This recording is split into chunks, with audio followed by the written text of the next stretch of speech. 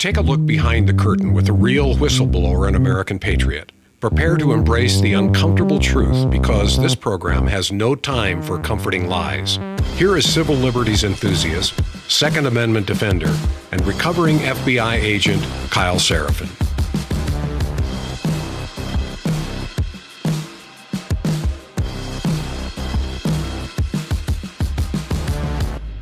Well, hello, my friends. Welcome to the Kyle Seraphin Show. Today's Wednesday. It is July the 22nd, and you might be thinking, hey, have I joined the Kash Patel This Is Your FBI podcast? You have not. You found the Kyle Seraphin Show, and I'm Kyle Seraphin. Slightly better looking, significantly less tan, straight-eyed and not crossed, and trimmer, fitter, and more articulate. You'll notice I don't have any sort of problems with my nose. Despite having a significant allergy issue because I live in Texas, yes, this is the Kyle Seraphin Show. So, yesterday we found out that the FBI director, either as a joke because people in the FBI built him a model set that mirrors my surroundings, or maybe because he just desperately wants to be on the Kyle Seraphin Show since we talk about him enough.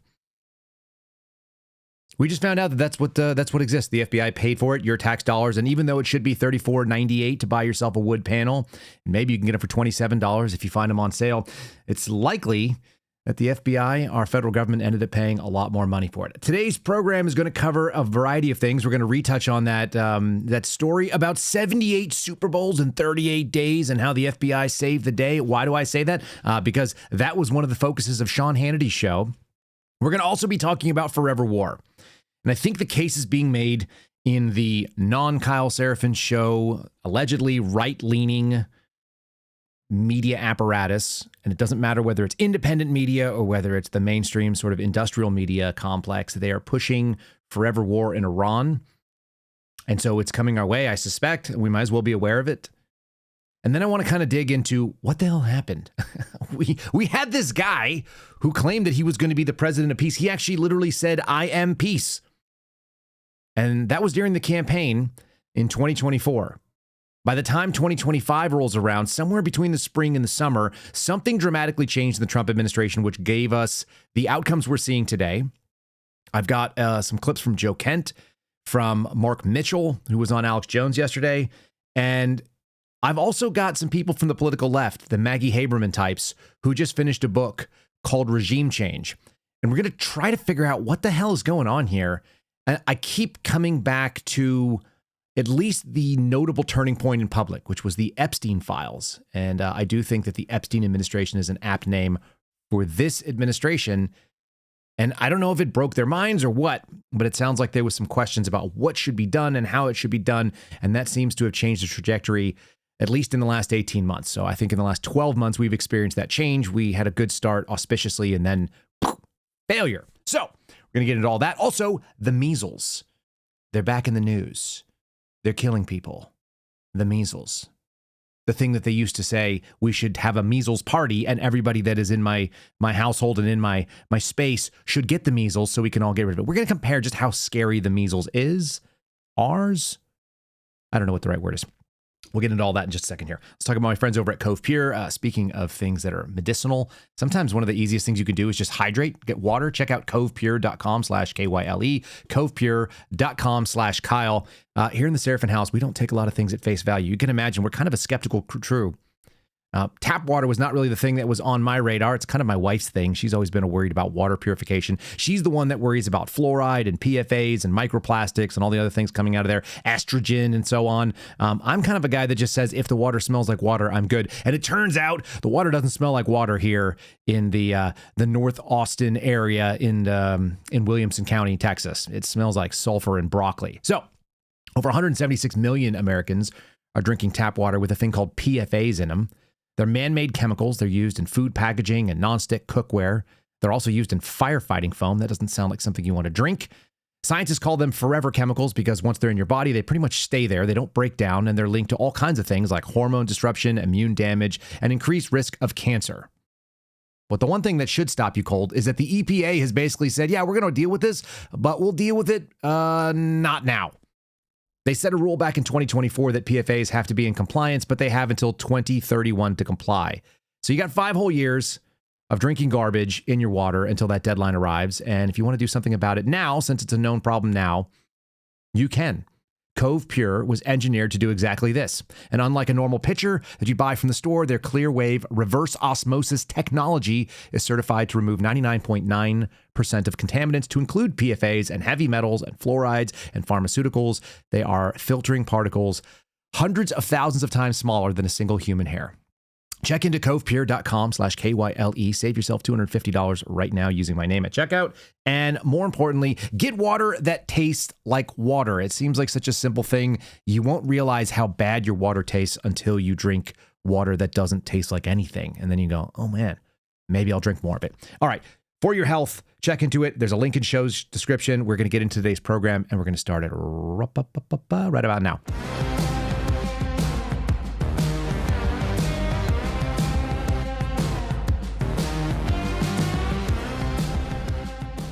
Okay, welcome to the program, ladies and gentlemen, and thanks so much for being with us. I enjoy watching the live chat already spun up. There's nothing funnier to me than watching people who are upset.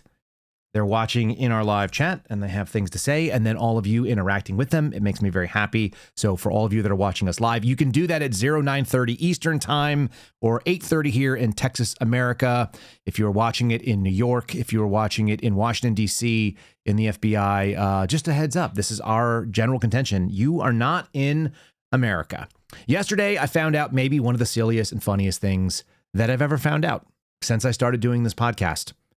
This is a real video. When I sent it to people, they said this can't be real. I had friends say, what world is this? OFMG, or whatever the words are. This is Kash Patel, who revealed that the World Cup was keeping him up late at night last night. If you want any more example that the so-called right-wing media, the mainstream version of it, and Fox News is the big player. They're the 800-pound gorilla. They take the bulk of the media money. They're the ones who are out there sharing the most number of opinions that come directly out of the administration. If you want to know something that proves it more than anything else, it is the fact that Fox News Digital released a 5+ minute video of Kash Patel sitting in a version of my set. And here it is. This is the set that I work in. And I don't know why the FBI director has one that's his own. Now, in addition to airing this, there's no commentary. There was no interviewer. This was literally the FBI director sat down on FBI time in FBI space and recorded some nonsense. It was a 5-minute hype video that wasn't even that good. And then they just aired it. They did the edits and cuts. They put in his name with kind of like a cheesy little drop shadow. And then they put it out there. What's amazing is I should put that hat. You see the hat that's on the screen right now, the FBI, the blue FBI? That's the range hat that I got when I was at Quantico. So I've got one of those. He's wearing an FBI agent's badge, which he didn't actually earn. And the one thing that we noticed, and this is something that came up on social media, I had some folks tell me I need to get a FIFA World Cup soccer ball, so I'll work on that for you guys. What we did notice is that in the video that we played yesterday, and I don't really intend to play it again, there was something missing in the background. They took this IKEA looking, it's not even as nice as IKEA, but it's kind of like a cheap ass MDF. Everything here is cheap MDF, manufactured particle board, whatever. It's this cheap shelf in the background. And he even has 2 cups. Do you guys realize that? Okay, there's 2 cups on the shelf. There's some other little trinkets and accoutrements. He's got some FBI personnel, whatever, memorabilia stuff. I'm going to show you behind mine. Look at this. 2 cups. Right? There's 2 cups behind me, but there's also something else that goes along with cups. It's a bottle. Now, in my case, it's a bottle of whiskey that was given to me. It's a single barrel something or other. It is it says the Kyle Seraphin Show 1 of 1. It was a gift from a friend. It was really nice of him to give me. So where's the whiskey in Kash Patel's set? You can see there's a spot. And my guess is that he probably actually even had the whiskey in there. And then the image consultants were like, hey, dummy, remember how you were suing somebody for $250 million because they reported on the fact that you'd made this custom whiskey bottle that said Kash Patel, FBI director, and it has the label includes director Kash with a $sign on it and an FBI agent's badge, and that's pretty much a no-go for your own personal hypes, whatever, branding merch game. So I realized he needed a bottle of whiskey, and maybe the image consultant told him not to have one, but I'm going to fix it. So there you can see I added the whiskey bottle. And if you guys want a copy of this photograph, which has his whiskey bottle where it belongs, near the cups in the shelf, all you got to do is go into my social media page, and it's at Kyle Seraphin. And you also can have the real version of the set out there before the image consultants got in there and told him to get that stuff out. Now, I'm bringing it up again because he brought it up again, and he did it last night because he's a goofball. And just like we played Sean Hannity talking about how we really need to have Lindsey Graham's sister, and how he had no idea she was about to unveil that she was going to run for the general election after this, in the special election for Lindsey Graham's seat. We had no idea. Here's a totally fabricated PR job being done by Sean Hannity with his buddy, Kash Patel, talking about what a great job they did for the Super Bowl. And I imagine he's probably going to have to make another trip back onto Sean Hannity's podcast, which is called The Limited Hangout, How a CIA Asset Can Give You Fake News. That's my version of what it's called. I don't know what it's actually called, something about hanging out with Sean Hannity. Apparently, he's going to hang out with Sean Hannity. Sean Hannity's going to hang out with a guy named Clavicular. Now, if you're over the age of about 30, you might not know who this person is, but he's this sort of effeminate man with very soft skin. He looks kind of like Christian Bale from American Psycho. Seems focused very much on aesthetics. Looks like he's never been punched in his life. And he's going to hang out with Sean Hannity. Yesterday, I said I would like to hit this person just because of the name. And everyone assumed I meant because the guy's name is Clavicular, which is stupid. But I'm actually open to fighting either Sean Hannity and his black belt or this dude who does what's called looks maxing, which I think he should go head to head with Steve Friend, who always tells me that he is the face of the Suspendables franchise. So without any further ado, let's do some Sean Hannity, some detestable mainstream media content. And they are pushing the nonsense that the FBI somehow managed to secure, despite not being a security agency, and do physical security, despite not having any physical security personnel to be able to do anything other than secure FBI space. 78 Super Bowls. I don't know who thought this was a good push, but this is high-grade slop. Here we go. I think your analogy was dead on. It's like having that many Super Bowls being played in a very short window, because it potentially had that much danger, did it not? Well, Sean, it's great to be with you. And look, It potentially had so much danger, did it not? Kash always starts the same way, by the way. It's great to be with you. They can't even afford him a good microphone. What's going on here? it all starts with leadership. And President Trump secured the World Cup for America in his first term. And as soon as he was inaugurated in his second term, he set us to work and established the protocols and security and resources that law enforcement would need. He established the White House Security Task Force for the World Cup with Andrew Giuliani. And our federal, state, and local partners answered the call. This FBI deployed 5,000 specialty operators, agents, technicians, and field analysts across the country for the last 16 months in preparation for this event. They took 5,000 people and deployed them across the country. Again, there's about 13,500 FBI total agents. And so if you used 4,000 agents coming out of the field, you used roughly half the investigative staff for 16 months. No wonder we're not getting mass deportations. Apparently they solved murder, but yesterday I could have showed you there were 9 mass shootings done across the country. So apparently murder is back, just for whatever it's worth. The best analogy I can give folks at home is, think about it. We do one Super Bowl a year, big security event. Sometimes the president goes, sometimes not. We did 78 Super Bowls in 38 days. And 78 Super Bowls in 38 days. We tested this out amongst people, and they were like, I don't even know what that means. And so they were like, great, let's go ahead and run with this bullshit. the way we prepared for this, Sean, was we had 250,000 Americans go to the Milan Olympics, 0 security incidences. We had 2 F1 races in America, 0 significant security incidences. We had the Club World Cup last year, 32 matches, 0 security incidences. And this year, 78 matches in 11 host venues, along with 40 base camps where the team stayed throughout the duration of the World Cup. We saw 6.8 million fans, shattering the previous FIFA world record because the men and women of the FBI stood up their operational centers across the country and delivered for the American people. And maybe most exceptionally is our work on the drone programs to counter unarmed aerial pilots. To counter the unarmed aerial pilots, those aren't even words that make sense. What he meant to say is unmanned aerial phenomena, maybe? We just handle those unarmed. They stopped 700 drones that were not armed. Yeah, I mean, that's true. So they stopped a bunch of people from taking pictures of the World Cup. Way to go, Kash Patel. You freaking did it, baby. All right. Does anybody believe this stuff? Again, we covered it yesterday. The numbers are really straightforward. There were somewhere like 6.5 million fans across 101 different events, including all of North America, 78 of which were in the United States. So less than 6.5 million people in the United States for the 78 games that he referred to as 78 Super Bowls. And all you need to do is do a quick search and find out that in a heavy month of college football, there are 15.8. There are 15.8 million. And yesterday I said it's roughly 3. It's like 2.5 times. By the time you downward adjust for the games that were not in America, we're talking about 2.5 to 3 times the football audience compared to the World Cup in any given 38-day period.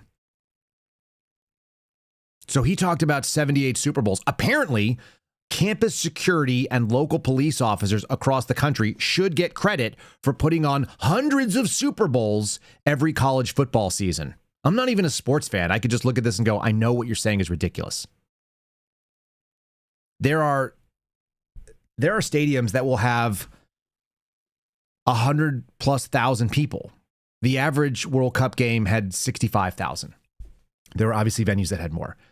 Anyway, somehow we're supposed to believe that the FBI secured this stuff.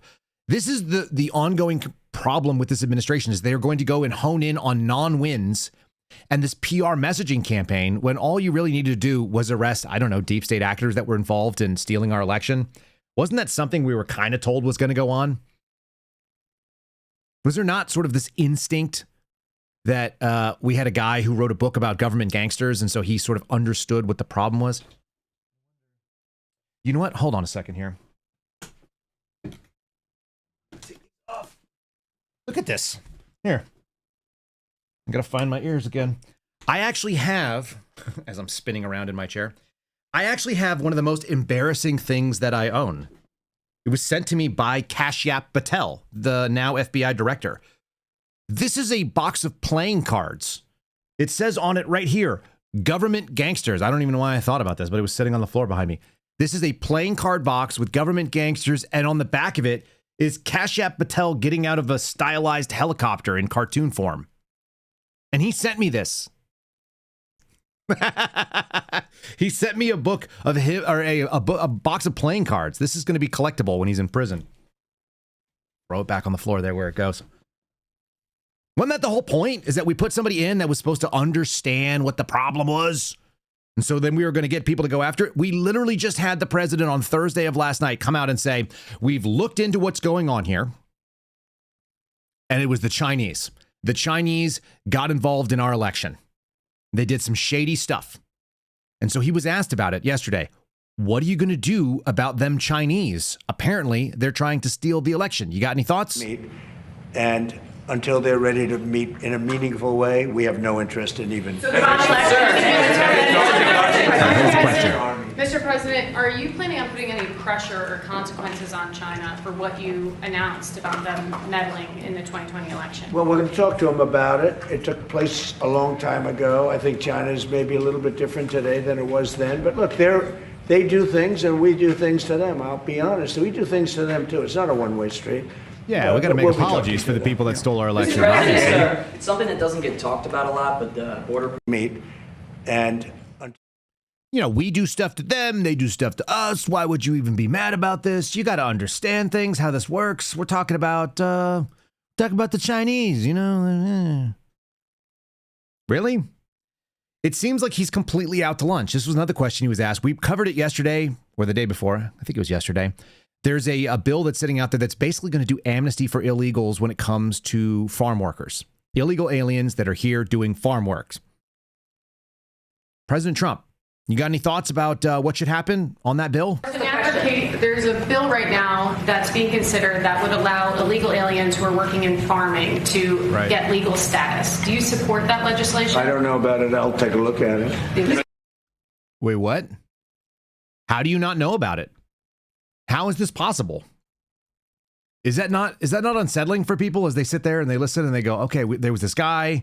He had all these ideas. They looked something like this. There were these promises. We were going to seal the border. We're going to get rid of all the illegal aliens, all of them. We're going to do the largest deportation operation ever. We're going to handle that. By the way, we're also going to make America affordable for you again. Are you struggling to buy a house? No big deal. Donald Trump's got your back. We're going to end inflation. You're actually handing the Democratic Socialists of America, who are basically effeminate left-wing lunatics, you're handing them an opportunity to step up and sound reasonable. And that's what we keep seeing. We're going to make America the dominant energy producer, which everyone would assume would mean that oil prices and fuel costs would come down, wouldn't you? Isn't that what a regular person would think? That's what I would think. And instead, what are we going to get?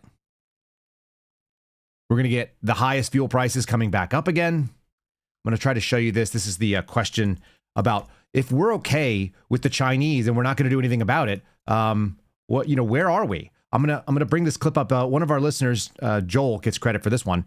He sent me this clip from 2019. This is Hillary Clinton, another one of the so-called gangsters, a person that people were cheering, lock her up. And then he said, no, we're going to be totally chill. Not going to lock her up. Except I'm pretty sure that's what people voted for. Rachel, that you had one of the Democratic nominees for 2020 on your show. Mm-hmm. And that person said, the only other adversary of ours who's anywhere near as good as the Russians is China. So why should Russia have all the fun? And since Russia is clearly backing Republicans, why don't we ask China to back us? I hereby tonight ask China. That's right. And not only that, China. Okay, so there you have it. Okay, this is people saying this out loud. We've asked China to do this. This happened in October of 2019. This happened before the 2020 election.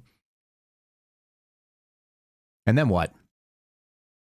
Rachel Maddow hereby asked China to intercede on our election. China, if you're listening, why don't you get Trump's tax returns? I'm sure our media would richly reward you. Now, according to the Mueller report, that is not conspiracy because it's done right out in the open. So if after this hypothetical Democratic candidate says this on your show, within hours, all of a sudden the IRS offices are bombarded with incredibly sophisticated cyber tools looking for Trump's tax returns and then extracts them and then passes them to whatever the new WikiLeaks happens to be, and they start being unraveled and disclosed. Nothing wrong with that. This is her defending her emails being hacked, and they were hacked because she had a server that was in her bathroom that was running her governmental emails. You guys remember this story? That's what was going on right here. She's rehashing 2015, 2016, and she's making the argument that Russia hacked her and therefore China should hack the IRS and get Trump's tax returns. I kid you not. Do we forget this stuff? This is theoretically what we were up against. This is why people expected to see something in the Trump administration on 2.0, because they were like, remember what they did? Some of us still remember. I mean, if you're going to let Russia get away with what they did and are still doing, according to Christopher Wray, the current FBI director who said that last week, they're in our election systems. We're worried about 2020, he said. So, hey, let's have a great power contest and let's get the Chinese in on the side of somebody else. Just saying that shows how absurd the situation we find ourselves in. Secretary of State Hillary Clinton, 2016 presidential nominee. We'll be right back with Secretary Clinton right after. This is a very serious person. This is Secretary Clinton, former presidential nominee, loser of election against Donald Trump. Remember? So that was the question. What the hell happened? I think people are still trying to figure this out. This is like maybe one of the stages of grief. We're in the, I don't know what it is. Are we bargaining? Somebody will have to run through the stages. Maybe I'll pull it up in a second here. We're trying to determine where we're at because there were promises that were made. There was a bunch of evil stuff that got done. There are people that came out in the open. They were very proud of what they had to say. And some of the promises weren't just made by Donald Trump. They were made by surrogates. So they were made by J.D. Vance. They were made by Donald Trump's son. They were made by Tulsi Gabbard as she was on the campaign trail. There's all this stuff that was going on. So people are still trying to suss out, like, first you have to figure out what the scope of the problem is. If something goes wrong, what's the first thing that happened? What happened?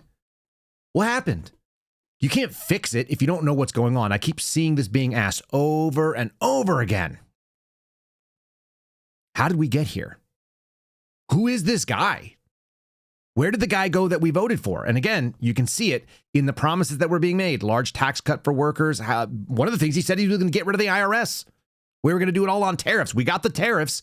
I went to go find a light stand. So if you guys see in the studio set here, above me, I've got this big C stand, is what it's called. It's a steel stand and it comes from Chinese. It's a stainless steel deal and it holds this massive globe light. And it was up like less than $100. I bought 2 of them. They were, pretty decent deal. And then the tariffs kicked in. They're like $140 right now for the same exact thing. I went and sent one over to Viva Fry. And I was like, hey, man, this is the light. First of all, your light caught on fire the other day. That's dangerous. Don't have crappy Chinese lights that will light on fire. Get better quality Chinese lights that won't light on fire and put them way the hell away from your face and hold them up in the air. And he was like, oh, yeah, good point. I should do that. So I send him over this link. And the link is it's $40 more than the one I paid for. Again, the tax cut on workers was supposed to come because we were going to start paying for things with tariffs, which meant that we were going to remove the IRS. A brilliant idea. Never happened, unfortunately. And then we've just thrown out the Constitution, the Bill of Rights. We're doing more AI and surveillance. We're stepping on fundamental freedoms. What we're doing is, at least it's our government that's in charge today. So don't worry about it, ladies and gentlemen. Don't even fret your little heads. That's the thing that's happening. Here's Mark Mitchell talking to Alex Jones yesterday. And I think he's trying to make sense of this confusing reality where you voted for a bunch of stuff, you're not getting it. So what happened? When I talked to him, I was trying to help him win. I was giving him what I thought were very clear, path forward of objective things he could do to convince Americans that he was focused on their desperate needs. And at the end of the day, I just didn't feel like he was that engaged. And his other meeting, like the one after me, was like rich people trying to give him statues and stuff. And he was talking about Lindsey Graham's golf drive. And it's just like he wasn't engaging in the fight. Like, I don't think he had to fight. And listen, I don't think I would personally be able to go through the things that Donald Trump went through. They put him through so much, like all the convictions and all the attacks. And like at a certain point, I guess it's like, well, he's going to just make his legacy. And that's what I think he's doing. He's trying to make himself and being in an insular environment like Truth Social, I don't think is helping him. Like, I don't think he has the feedback. Well, let me interrupt. Oh, let him interrupt. It's Alex Jones. Here we go. Again, because you're so on target. Again, you're on the show last June or whatever. You say you're in an emergency situation. Everyone's turning on you. Change course now. He could have done it. The vice president sees it, calls you up there, 3-hour meeting. He shows up for part of it. You lay it out. He's like, oh, I got to go be given gold statues and talk about Lindsey Graham's golf drive. You're literally brought in as an intervention to like convince him because they know you're the top pollster. And, I mean, again, it's like exactly, I'm done helping him because it doesn't do anything. I mean, I remember telling him when he was president-elect. I gotta fade away. There's plenty more of that. Alex is so funny because his brain is moving a mile a minute. So he just interrupted the guest and they're going to get off topic. And that's why I had to break away from it. But other people are trying to suss this out as well. People that showed up for the administration, that wanted to be part of it, that wanted to help out with the mission as it was articulated. Some of the biggest letdowns have been Epstein file, whatever. It's not transparency. It's Epstein file cover up. One of the other big ones has been a war in Iran, which is going to be the main topic that we're going to talk. And I'm going to try to give you some evidence that the establishment and the whatever it is, the established independent media on the political right have been driving home their point. And I think they're actually successfully getting there because Fox News is now saying that forever war is essentially what we're looking at. And the amusing thing is that people tried to say otherwise. And if you try to say otherwise, look at this. This is Donald Trump Jr. This is a post that went viral yesterday, but he posted it April 13th. It's got 9 million views. I think it had 4 million views yesterday. So it went all over the place yesterday. Everybody wanted to go dunk on Donald Trump Jr. He says, remember when they said Trump would get us into full-blown war with Iran? Times like these should make us realize how lucky we are to have Trump, his strength, and his resolve. And then you've got readers added context. They thought it was useful to know Trump did get us into war with Iran. So here's Joe Kent trying to figure out what happened. How did we get here? And I think this is if you listen to Joe Kent, he almost never directly criticizes Donald Trump. He never says he's dumb. He never says he's a fool, that he's being led around by anybody. What he always attributes it to is bad intel intentions, because he was inside the intel community, and I think he saw exactly how bad the advisory group is. When you're in a bubble, it's very hard to figure out what's happening around you if people won't give you honest information. And if you're the guy who's the president, I have to imagine you don't have time to read everything. You're not doing what I'm doing. Your algorithm is Truth Social, because they kicked you off Twitter a long time ago and you've decided to never go back, and you're out there trying to push your own social media. Well, you're surrounded by people that they basically just polish your balls all day long. Your golf balls, obviously. Something in the spring, late spring, early summer timeframe happened. I don't know what happened. I can't tell you why. 2025. Yeah. I can't tell you why his mentality changed, but it went from like, we're going to create the most space that we can for the negotiations to take their course, and we're not interested in a war. We got other things to do, like everything else he ran on in 2024, to, okay, we're going to support the Israelis and we're going to do Midnight Hammer and we're going to continue to entertain this. I don't know what happened. And so for me, when something like that happens from an intelligence background, you do have to step back and look at, okay, so what else could be influencing the president? Like if he's the president, he makes the ultimate decision here. Did he just change his mind? And I have a hard time believing that Donald Trump, like you said, the guy who can look at polling and understand which side of the issue to be on, the president can take a large swath of data, and maybe he doesn't know every last little detail of it, but he understands the general theme and he can make a really quick assessment. Yes. It was like deceived or tricked. You know, I think there was a fair amount of deception and trickery that was going on there. So he definitely got a lot of bad information. They definitely played to his ego. They definitely told him it was going to be easy. That's all true. But for him to go through with it, ultimately, I do think there's potentially, I don't know 100%, but I think there's potentially other factors there. And so what could those other factors be? What influences the president? Why would a president make decisions that he doesn't agree with? I don't know if this is sped up, this clip, because usually Joe Kent is so measured and controlled. The other thing, he just did the Zootopia move where he asked himself a question, he's going to answer it. But again, I think people are struggling to figure out how did this happen? How did you get a guy that looks like he did a 180 flip on you and he's doing something completely opposite of what he argued? One answer would be that that's just what government does. That's a real possibility. The other answer is that somebody had an intervention of some kind and that he moved a different way. And then the last one is kind of what Maggie Haberman makes the argument of, I think, in her new book. And I've got a very long form clip that I think is worth listening, is that people said that one of the changes, and I think we recognized it at the time, was when the Epstein files rolled out, something dramatic happened inside the administration where people realized that this was an off-limits topic for Donald Trump. If you just look at what happened to President Trump with the assassination attempts, I think that those things could factor in. He came within a fraction of an inch of having his head blown off on national TV. I looked into the Butler investigation. We can get into that, basically. Yeah, I was just going to ask. It's funny. You read my mind on this. I was going to ask you about that. Yeah, so again, why does Donald Trump not get curious about that case? This is a guy who remembers enemies from 1964 in fucking high school. Yeah, that's a huge data point. I mean, so I'll get into Butler, but you have West Palm Beach, and then he comes into office and it's like, we don't make any changes to security detail. As a matter of fact, some of the same people who were on duty then get promoted. Then there's multiple public breaches of his security that happened. There's the stoppage at the UN on the escalator.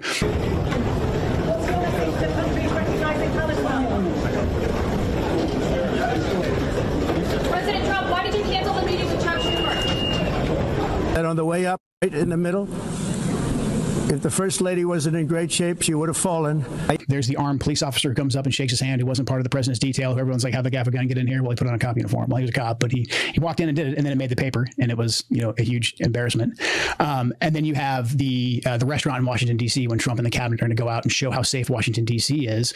Code Pink reserves a table right next to him. They wait for the president to come in, and they jump up and do their Code Pink thing where they yell at him or whatever. It's just Code Pink. It was harmless, but still, it shows that someone got the president's itinerary, and they knew exactly. About Never Ward Singham. He's an interesting cat. He's probably one of the worst of the worst. He's like, there's George Soros, and then there's Never Ward Singham. Really? So here you have it. The questions remain. Did somebody just threaten him to the point where we're having the same kind of conversation with Donald Trump that you had with Amy Coney Barrett, where the pervasive threats on life, did they change his mind? Was it something else internally? Everybody always wants to know the answer to this question. I don't think everybody knows. So all I see, and I peruse left and right-wing media on a regular basis, and there's a there's ubiquitous questions. The political left is more than happy to implicate Donald Trump in whatever malfeasance they want. They're going to say he's a bad guy for whatever reason. And they're going to come, their conclusions are just basically affirmations of what they actually believe. So they go out there and they find evidence and say, okay, we already believe this. This is our opinion. Are there facts that substantiate it? And the answer is, yeah, there's some stuff that could go that way. And then you use the right-wing media, which is that Donald Trump is amazing and everything he's doing is great and trust Donald Trump and the plan is better than ever. I don't think that's great either. And then you have people that are skeptics, the Joe Kent types. I think Mark Mitchell seems to be in the same category, where it's like, I saw these things, I saw them happening, and I still can't necessarily explain them. Alex Jones and I have had this conversation on and off camera. What the hell's going on? And in the meantime, he's in this insulated bubble. This is CNN doing what CNN does really, really well. They point out things that sound great. Remember, CNN polls are all fake news, okay? Unless they're positive for the Trump administration. And then he'll go out and tout them in a True Social post. So as long as the news sounds good to him, 100% of MAGA supports Donald Trump. That is to say, 100% of Donald Trump supporters are behind Donald Trump. And he's out there talking about it. Nobody's ever had it before. The greatest version of any polling that's ever been done by CNN. Normally fake news, not fake news today. Right? Here's CNN doing something. Let's look at the numbers on this. Let's do a quick analysis of just if this passes the smell test. You know that somebody was like, sir, you have the highest rating of any second-term president in the 21st century. And he was like, of course I do, because I'm the greatest. Everyone's been telling me this. That's why there's gold statues or whatever. 21st century own party approval rating, about at this point in the second term. We got Trump, we got Obama, we got Bush. Look, they're all fairly popular, but the one who is the most popular, and we have seen this time in and time out, no matter when you look, is Donald John Trump. He's the only one who's over 80%. 83% of Republicans still approve of the job that Donald Trump is doing as president. He still has that magic touch. We'll see if it carries over to South Carolina, but we've seen it in primaries this year, Senate primaries, and that is because he is still a very popular man, historically popular when it comes to his own party liking and approving of the job that he's doing. So it was. I see Jacob in our chat saying nothing worse than someone who likes the smell of their own farts. I'm pretty confident that that's what's going on here. You just said that he has an 83% approval rating amongst Republicans that were polled by CNN. Republicans, registered Republicans, constitute about 31% of the voting age adults in America. So you got 83% of the 31%. Let's assume those numbers are spot on. That means maybe you talked about 26% of the electorate is in favor of you of the 31% that represent Republicans. These numbers are not relevant. 40+% of Americans identify as politically independent, which means that they're the gettable voters. About 37% are registered in the Democrat Party. There are more Democrats registered than there are Republicans registered, but there are more independents than either of them. And the only ones that matter are independents, because the people that are on your team are on your team already. So saying that you have an 83% approval rating, by the way, who gives a shit? You're in your last 2.5 years of being president. So the only thing you can do, forget legacy. If you cared about your agenda, the only thing you can do is try to get your agenda moving so there's momentum, there's inertia in favor of another candidate coming in, if you believe that elections are real at all. And I don't think there's any evidence that you should believe that. Why would you believe these things? It doesn't seem even close to real. Guys, if you're watching us on Rumble, give us a like, would you? If you do the same thing on YouTube, you guys are really good. Per capita, our YouTube is the best when it comes to giving likes. So if you're watching there, make sure you guys do it. Leave us a comment if you're so inclined. Agree, disagree, your own theories on what the heck happened. Let me know. If you're watching on Spotify, you can do the same thing. It's KyleSeraphinShow.com.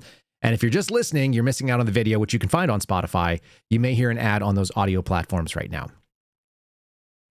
I think it's the first time that I've ever done that without leaving it like, ugh, and done the up talk. I try not to do the up talk, but for some reason I have that habit.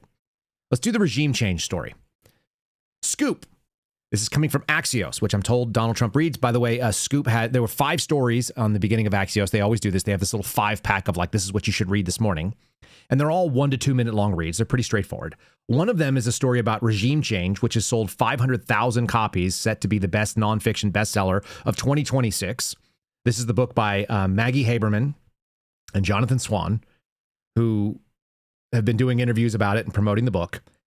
And then one of the other of the 5 was talking about measles, which is just interesting to me that we're bringing back up measles. So this is a juicy expose on Donald Trump's second term by Maggie Hamerman, Jonathan Swan. Just passed the publishing milestone, 500,000 units sold. That's going to be an audio and hardcover and ebook in just 1 month. That's quite a bit.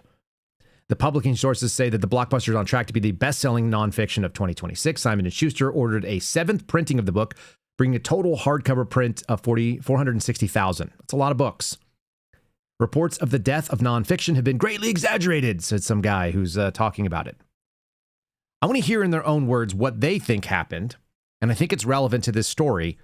What went wrong? How did it go wrong? And does it have something to do with the Epstein files, which is something that I've alleged? I believe that when that time frame, spring, summer, going into 2025, that you just heard Joe Kent talk about, I actually think that time frame is accurate, and they seem to think that it has something to do with Epstein. Remember, the weekend of July 4th going into July 7th. July 7th was when the announcement of the Epstein file closures happened, but the entire first 6 months of the Trump administration was fixated on it, and they're going to bring up some of these stories. There was J.D. Vance talking about it. There were people talking about it on the campaign trail.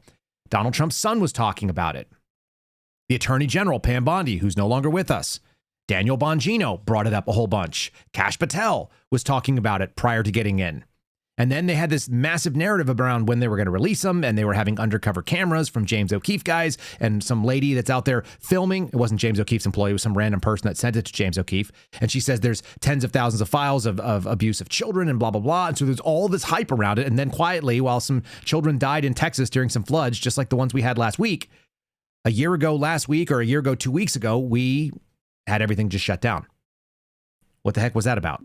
If you were watching the Trump administration in 2025, you would have gotten the impression that the Epstein files were a relatively minor issue. President Trump suggested that nobody cared. He said that the Epstein story was boring, that this was a hoax. These files were made up by Comey. They were made up by Obama. But what we learned while we were reporting our book, Regime Change, was just how much the Trump administration, up to the highest levels of the government, were paralyzed over how to deal with a growing crisis. Their biggest obstacle was Donald Trump. Trump wanted it buried. He didn't want to release the files.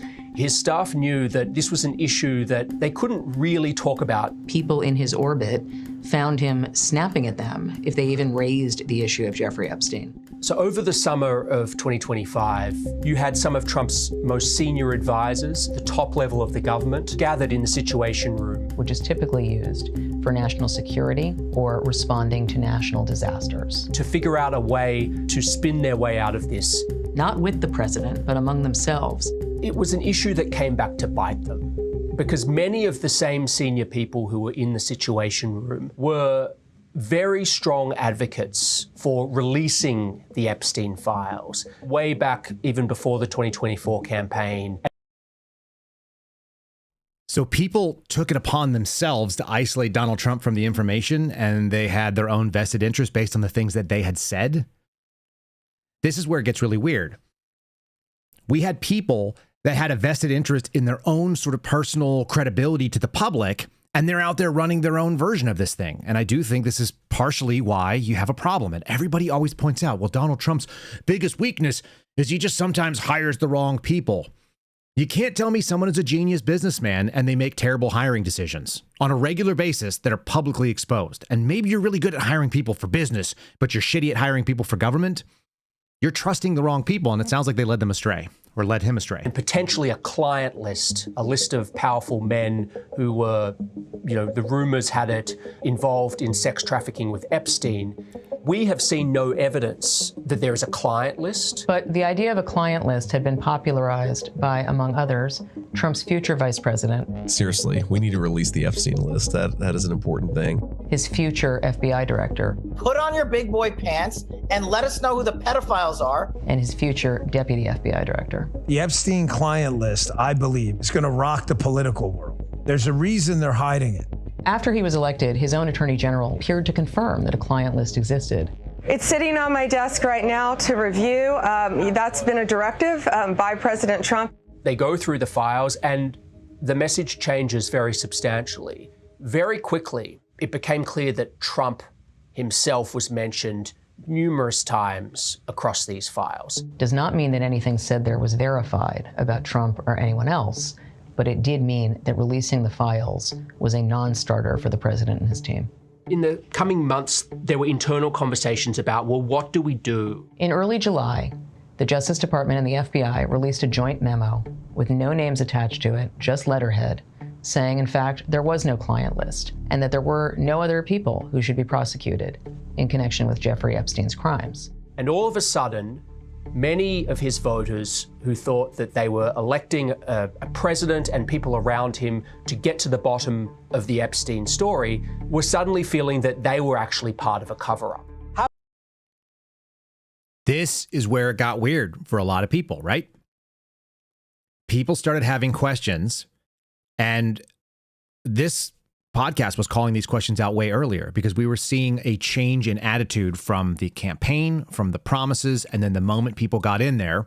And it turns out it was the same people that were just on that list. The Daniel Bonginos, the Pam Bondi, the Kash Patel types, that's 3 of the 6 that were just named. It was obvious to me that there was a change in the tenor, in the tone, and even the asking about, hey, what's the problem? How are we going to solve this? They turned to people that were not part of the solution, that weren't part of the original conversation. They turned to the John Nance types, the guys that previously had been called out as snakes by Daniel Bongino. And then simply because I was immediately critical of failure, which I can't have failure in this. This is a zero fail mission. If you fail at reforming the FBI under this administration, and I think that there's ample evidence they have, and we live in their head. If you guys want to know, this is how I know they live in their head. Like, there's us living in their head. There's my shot. It's not that nobody else has ever done a wood paneled room behind them before. It's that I know that they watch this. It's been cited in lawsuits that Patel has been listening to what we are saying here today. Well, in general, maybe not today, but probably today. Let's be real. We're out here pointing out their failures immediately. And it was very obvious to those who have been listening to the show since, let's say, if you went back to December of 2024 and you moved into the first couple months of the Trump administration, we gave them the amount of time that they had, which was about 3 weeks. I was saying at the time, you were essentially staging a beach landing because you were doing 2 things at once, and they failed at both. Number one is that you were doing a hostile takeover like you would in a business. And the other is that you were essentially landing and doing an invasion by beach landing, an amphibious assault on an autonomous stronghold of people who wanted to keep things going the way they did. It was obvious to me right away. It took about 3 weeks. That's how much time you got. But by the time Daniel Bongino got in, we were 3 weeks deep. He got another week or 2 of sort of graces, and I realized that he wasn't going to do what he said because he didn't actually bring in the people who were part of it. He didn't bring in my friend Steve Friend, even after sending text messages, and we see these text messages. He sent them out, said, hey, would you come and help me as part of my team? And Steve said, yeah, I'd be happy to. And apparently he even sort of said, I'm sorry about some of the, the unfortunate back and forth with your buddy, and then immediately got swept up in this group. To the point where this morning I saw this, and this is absolutely hysterical. If you're on the audio, you're missing out on a great visual. This is the FBI director wearing a badge that he didn't earn in front of 2 GS-14 retired FBI agents who were useless while they're at the Bureau. They're fat in retirement. And I say that as people who are getting a government pension on government, health care. John Nance and Chris Hinkle again. This is just hilarious. I cannot believe that they actually got wandered around and they were told about the FBI by a guy who's been there for 18 months when they served there for 20 years. Then again, these guys didn't do much while they were in, and they were supervisors, so they hadn't worked cases in decades. Literally decades. I think the last time John Nance worked a case was like sometime just after 9/11. And then he spent all of his time being a security guard for Eric Holder. And then he spent time doing Facebook posts when he was supposed to be surveilling bad guys. And then he became a supervisor so he could just watch Fox News. Then he got moved out of his supervisory job into another supervisory job where he watched Fox News and somebody else managed the squad he was supposed to run because he doesn't know anything about planes. So it was just a contractor running things. They brought those 2 clowns to hear FBI Director Kash Patel, also a clown, tell them about what's on a bulletin board. This is what you're seeing on the screen right now. It's like a fancy bulletin board, right? It's a laminated FBI branded nonsense timeline thing. And these guys are looking at it as though this is like they're giving him the Rosetta Stone and translating things that could never be seen before. It's such cartoonish stuff. That's how you end up with this doofus trying to tell you that there were 78 Super Bowls that were protected by an investigative agency that doesn't do protection details and doesn't do physical security. If you guys are curious about this at all, there is zero physical security mission in the FBI outside of their own buildings.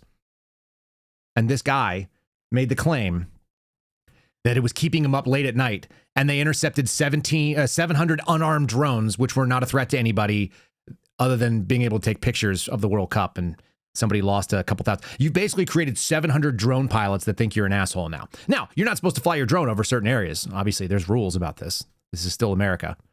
And yet, claiming that you've done some sort of amazing thing, this is where that regime change question comes in. What the hell actually happened? How did we get here? I'm going to try to go back to this clip. I'm probably going to have to fast forward through it, so just give me 1 second. If you were watching the Trump administration, forced suspicions among his base that they were hiding something. Here we go. So at those meetings, these meetings were about how to handle the political fallout around the White House. what ended up happening is their hand was forced by Congress. They ultimately passed, nearly unanimously, the Epstein Files Transparency Act. Trump was forced to sign it, and what was clear from our reporting is even after that, even after the passage of this bill and the release of so many of these files, the issue didn't go away at all. So consider what they're saying here. A change happened. People inside his cabinet, his trusted advisors, the people that were responsible for releasing the Epstein files, failed, decided to insulate Trump from the fallout, knowing that he was not into it, whatever it was. It was whatever was there. They decided they couldn't share it because it'd be bad for PR. So they make this decision to not release it. They shut down the investigation, which turns out to be playing right into the hands of people like Tom Massey, who says, okay, fine, you don't have an ongoing investigation. Show us the files.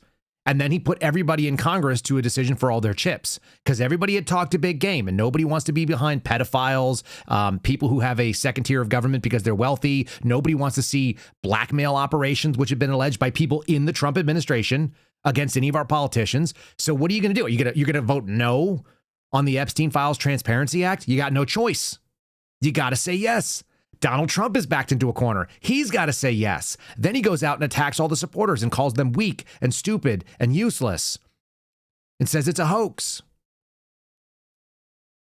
You've backed yourself into a corner. So what do? You go and you attack Tom Massey and you make sure you beat him in a primary, which, by the way, I think is a godsend. I think that Tom Massey Unleashed has been some of the more fun stuff that I've seen. And I'm excited he doesn't have to work in government, because I don't think government matters. Like, I don't think our elections are legit. I think people, until you become an enemy of the machine, you're okay. And then once, he was kind of always known to be opposition, and he wasn't in enough number for it to matter.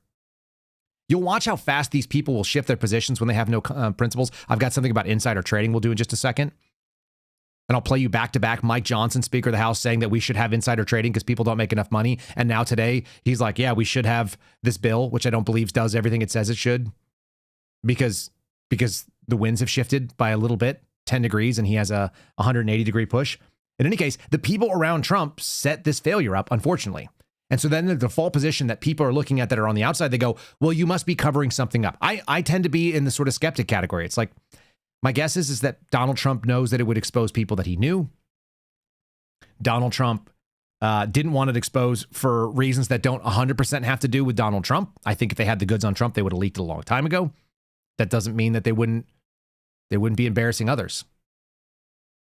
And so he's in this space where he's a victim of his own cabinet not trusting him with information. And maybe it's because he's one of these people that can't take bad news. If you ever want to find someone that will fail, they can't take bad news. Like, you should always have one person giving you the bad news. You should pay one person to be a no man.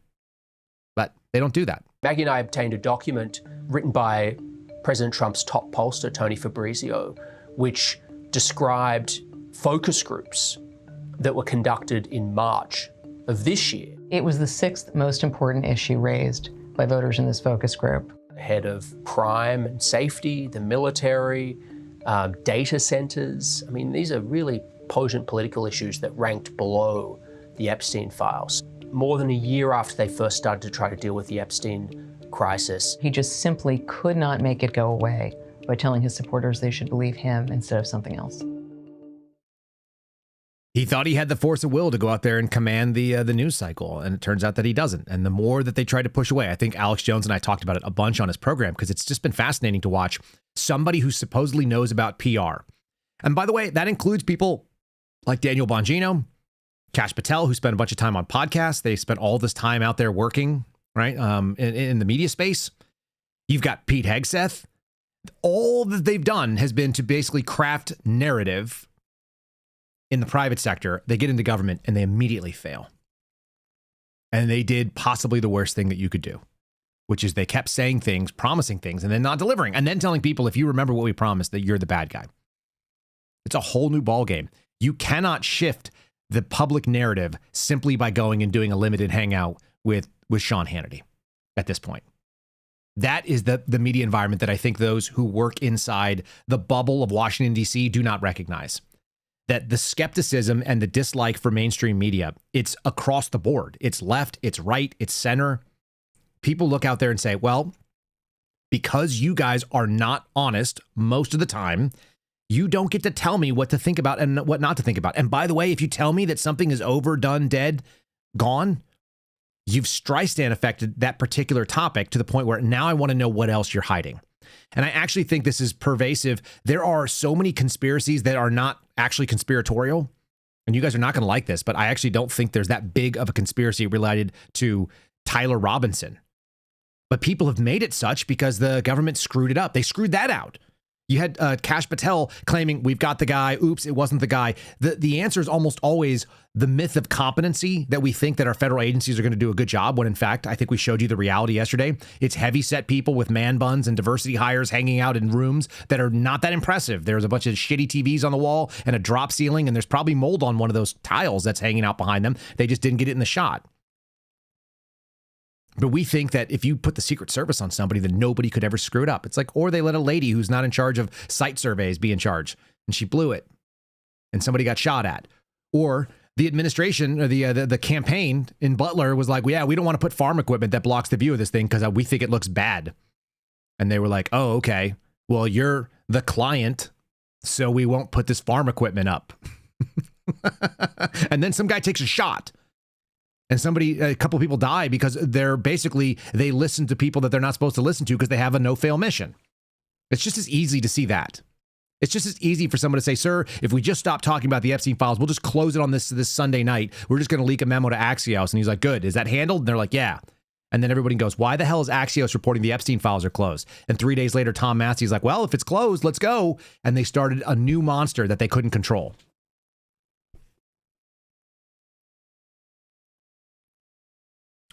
I love watching the chat. I'm going to put this on the screen here for a second. This is an ongoing thing that drives me absolutely nuts about people that listen to this podcast, to people out there on the internet that I'm watching on social media, the so-called investigations being done by people who don't have access to do What investigations are being done into the shooting of Charlie Kirk? Who's doing those things that has any background and understands how to do a single investigation? What access to evidence do they have? The answer is basically some shitty cell phone footage. It's really embarrassing that I see people who are otherwise pretty bright looking at something and go, well, this is exactly like where you are. You think the government lied to us about what happened with the pipe bomber, but you think they're totally on the up and up when it comes to what happened in Utah. It's like, well, they're not even related, people. If you just go out and assume that the default position is that there is a conspiracy happening, then I guess you can go out there and substantiate your opinion. You do what the political left does. Donald Trump is obviously the bad guy. Let me go find evidence of it.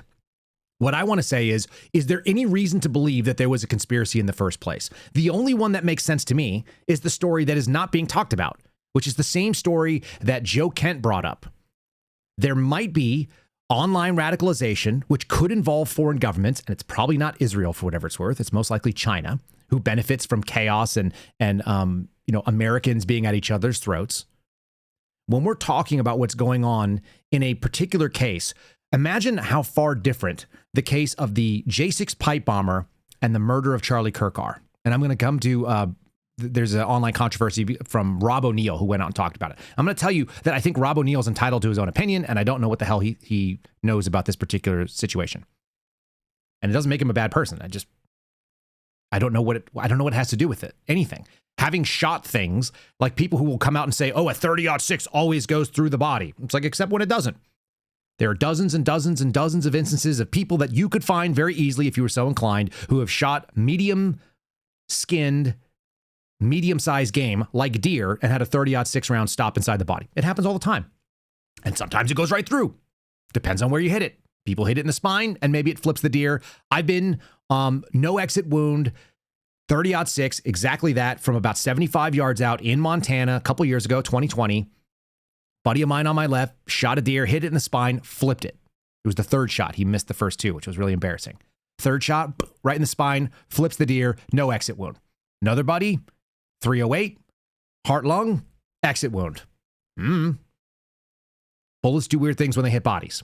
But consider the completely different scenario. One of them, 5 years of people on the political right looking at the evidence available, the FBI releasing video footage, giving you a $500,000 reward, unsolved, likely has to do with something that was a major political event happening the next day, tied into it with a huge media narrative, and then no suspects determined until an independent reporter goes through a ton of video footage, does gait analysis, has a forensic match to an actual suspect, says this is a person who makes sense.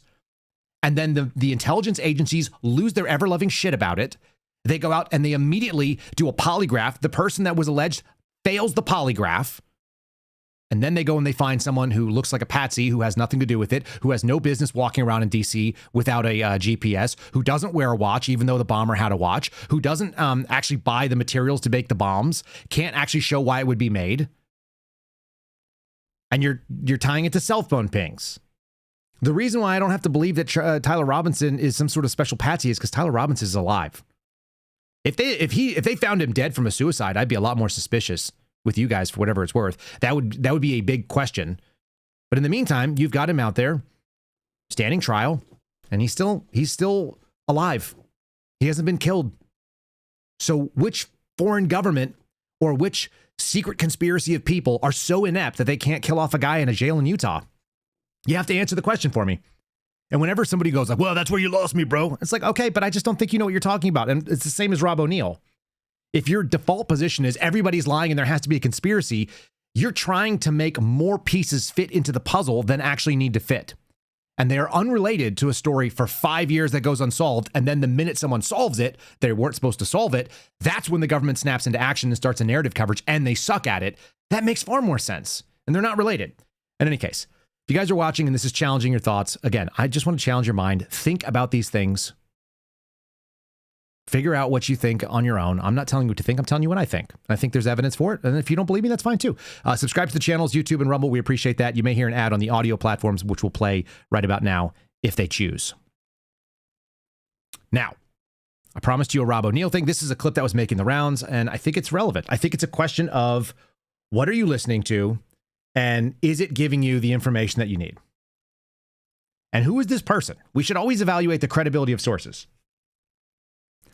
One of the biggest questions about source credibility is, are they in a position to know the information they're talking about? If you were to talk about warfare, I would say Rob O'Neill, former SEAL Team 6 guy, the man who supposedly shot bin Laden. If you're talking about war and executing the actions during war, I think he's a great source of information. If you're talking about tactics, about breaching, about interior tactics, amphibious warfare, a lot of information that I'm interested in. If you start telling me sort of the geopolitical space of what you think will happen in a war, you've lived it, but you've been at the tactical level, not at the strategic level, and certainly not at the geopolitical level. So maybe your information is as good as mine. If you start talking about a criminal investigation into a homicide in a state that you don't live in, suddenly I just go, what does that mean?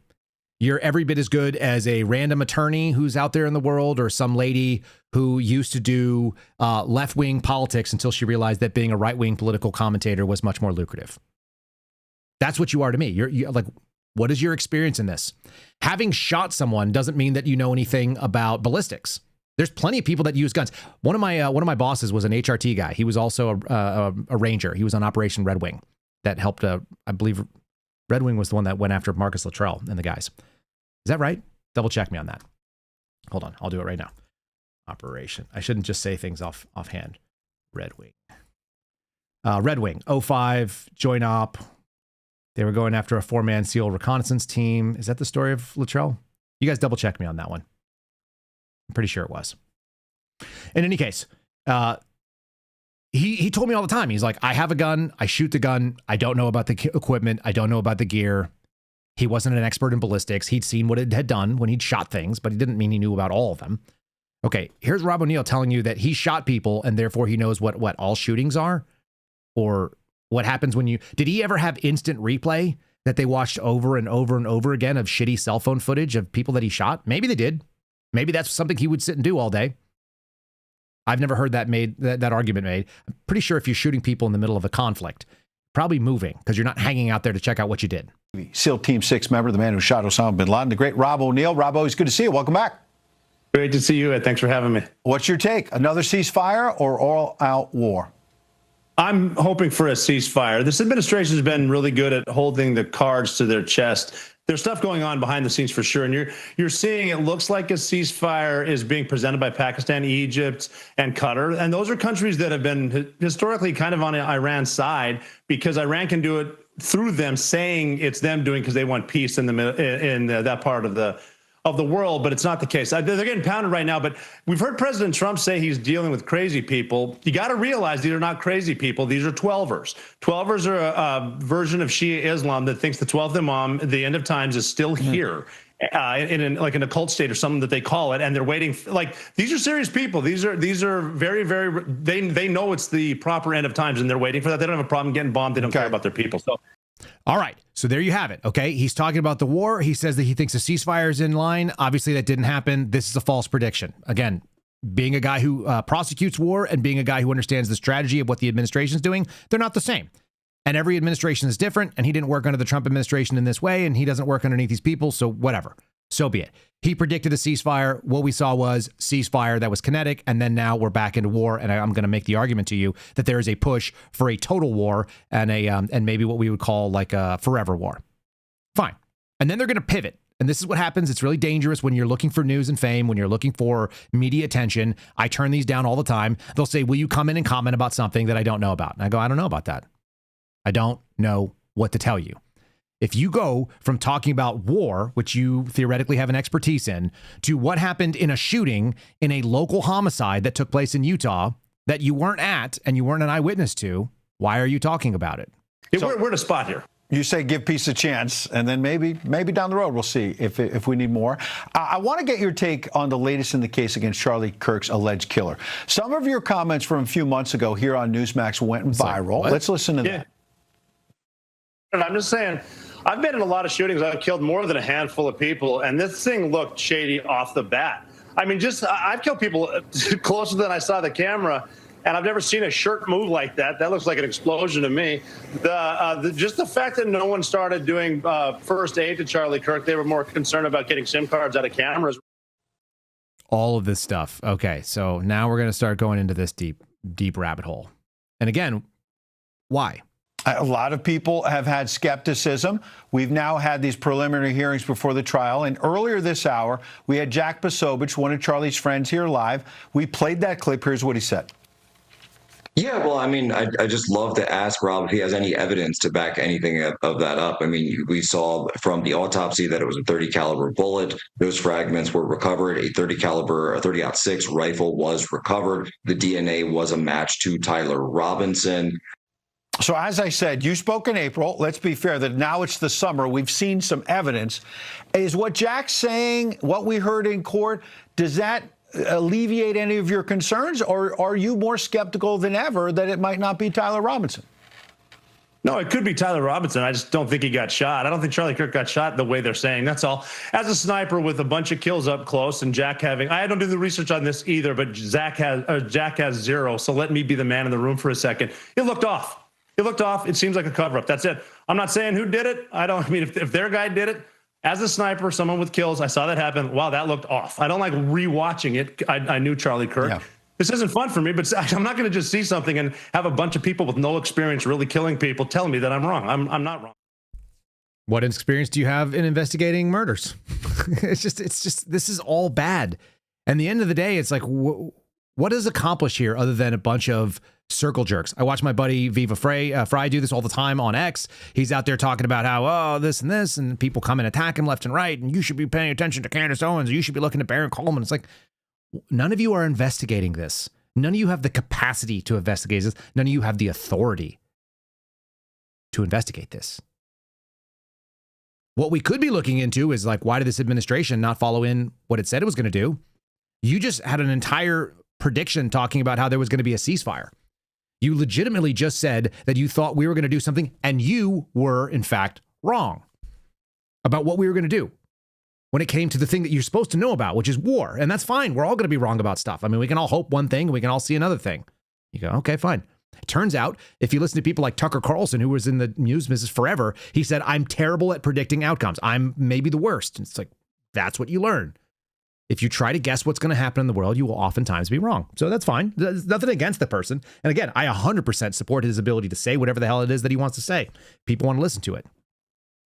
What I will tell you is that people who said that we were looking at a forever war because that's what happens when you get involved in conflict in the Middle East, they tend to be pretty right. That's a pretty safe bet. I will tell you that if you go out and try to make guesses about things that you don't have the ability to actually assess up close, it seems dumb to me.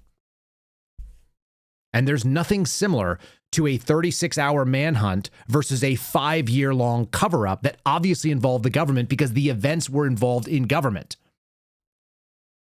Look at the political outcomes that happened from Charlie Kirk being killed. Essentially nothing. There was a private organization called Turning Point, which is now being run by his wife. I don't care. I don't think it's relevant as it used to be. So there's that. The end. What is the relevance of covering up a potential pipe bomb dropped by a potential Capitol Police officer and aided by members of the ATF who were involved in investigating the same thing? That's a big deal because 1,600 people went to jail over this myth that there was this huge plan to overthrow the government and pipe bombs were part of it. And then they were ignored because they were inconvenient. And when someone brought it back up again, they were like, oh, it was just this autistic black guy who likes My Little Ponies. Obviously, that's what would happen. And he was interested in it because of the troubles in Ireland. And you go, oh, that doesn't make any sense at all. In fact, that doesn't even fit the fact patterns. The fact pattern of someone dying from being shot is that someone died from being shot. If they found somebody with a rifle that looked like he shot somebody, that's it. How many of you guys have looked at the autopsy? Have you evaluated it? Did they give you a copy of it? And you were like, oh, this is crap based on my big experience. I've been looking at autopsies. It's so troubling to me.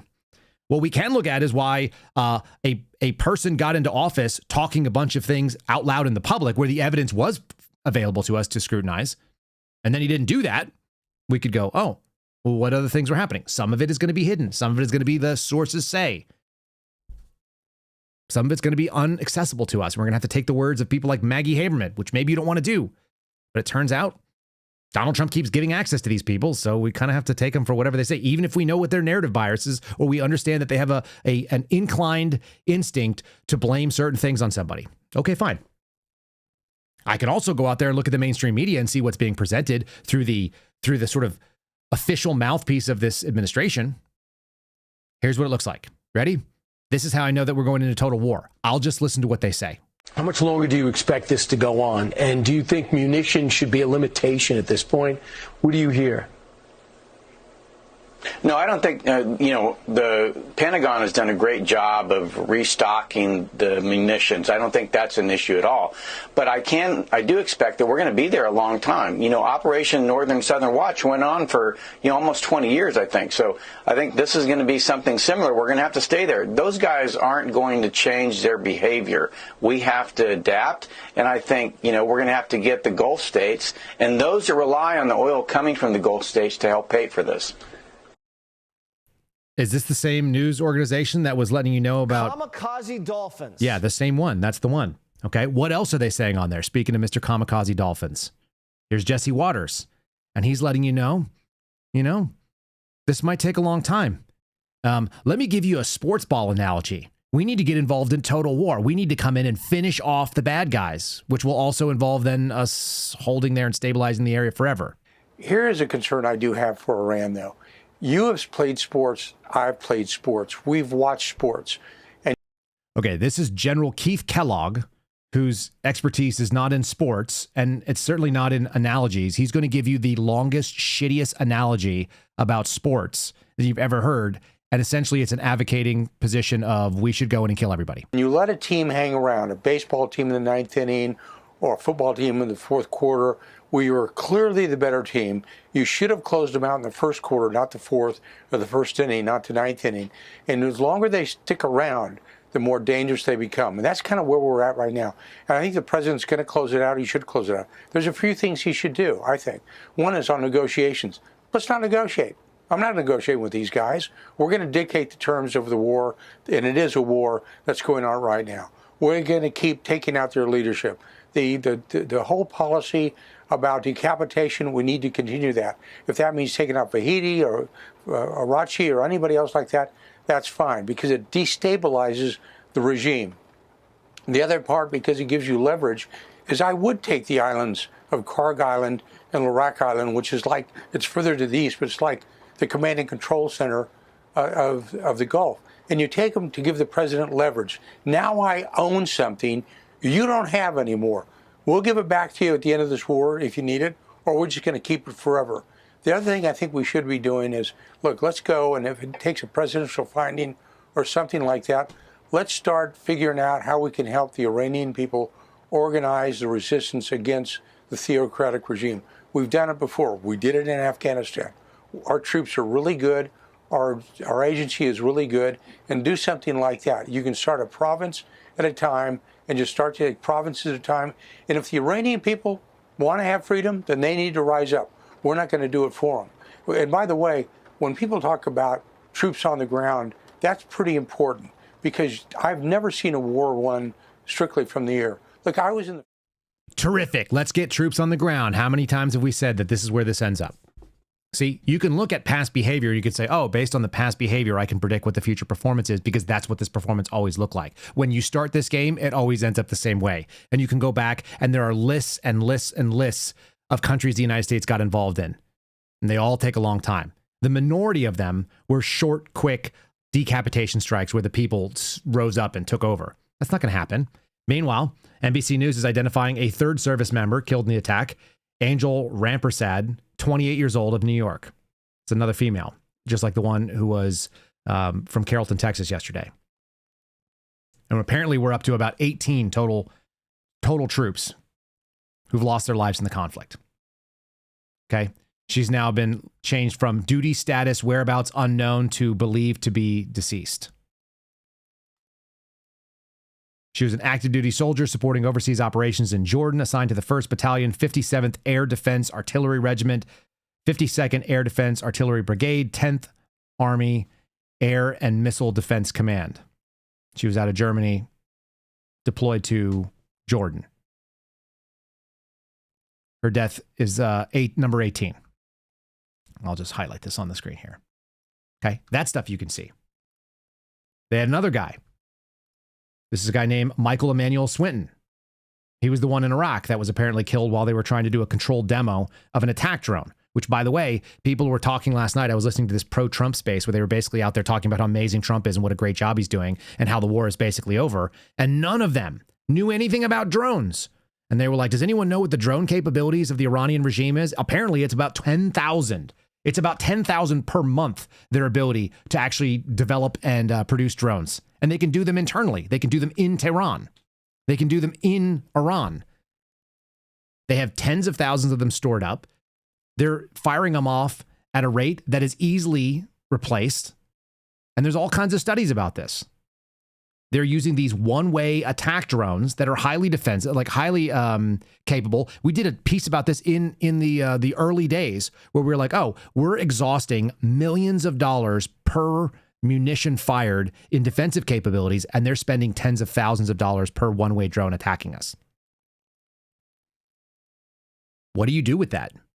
When you realize that you are outspending the enemy 6x per engagement, Eventually, they run you out of money, which is what's going on right now. You had Pete Hegseth out there asking for more and more money because the way that we're doing this war is that we're basically fighting a previous conflict where it was ballistic missiles against some sort of, ballistic interceptor.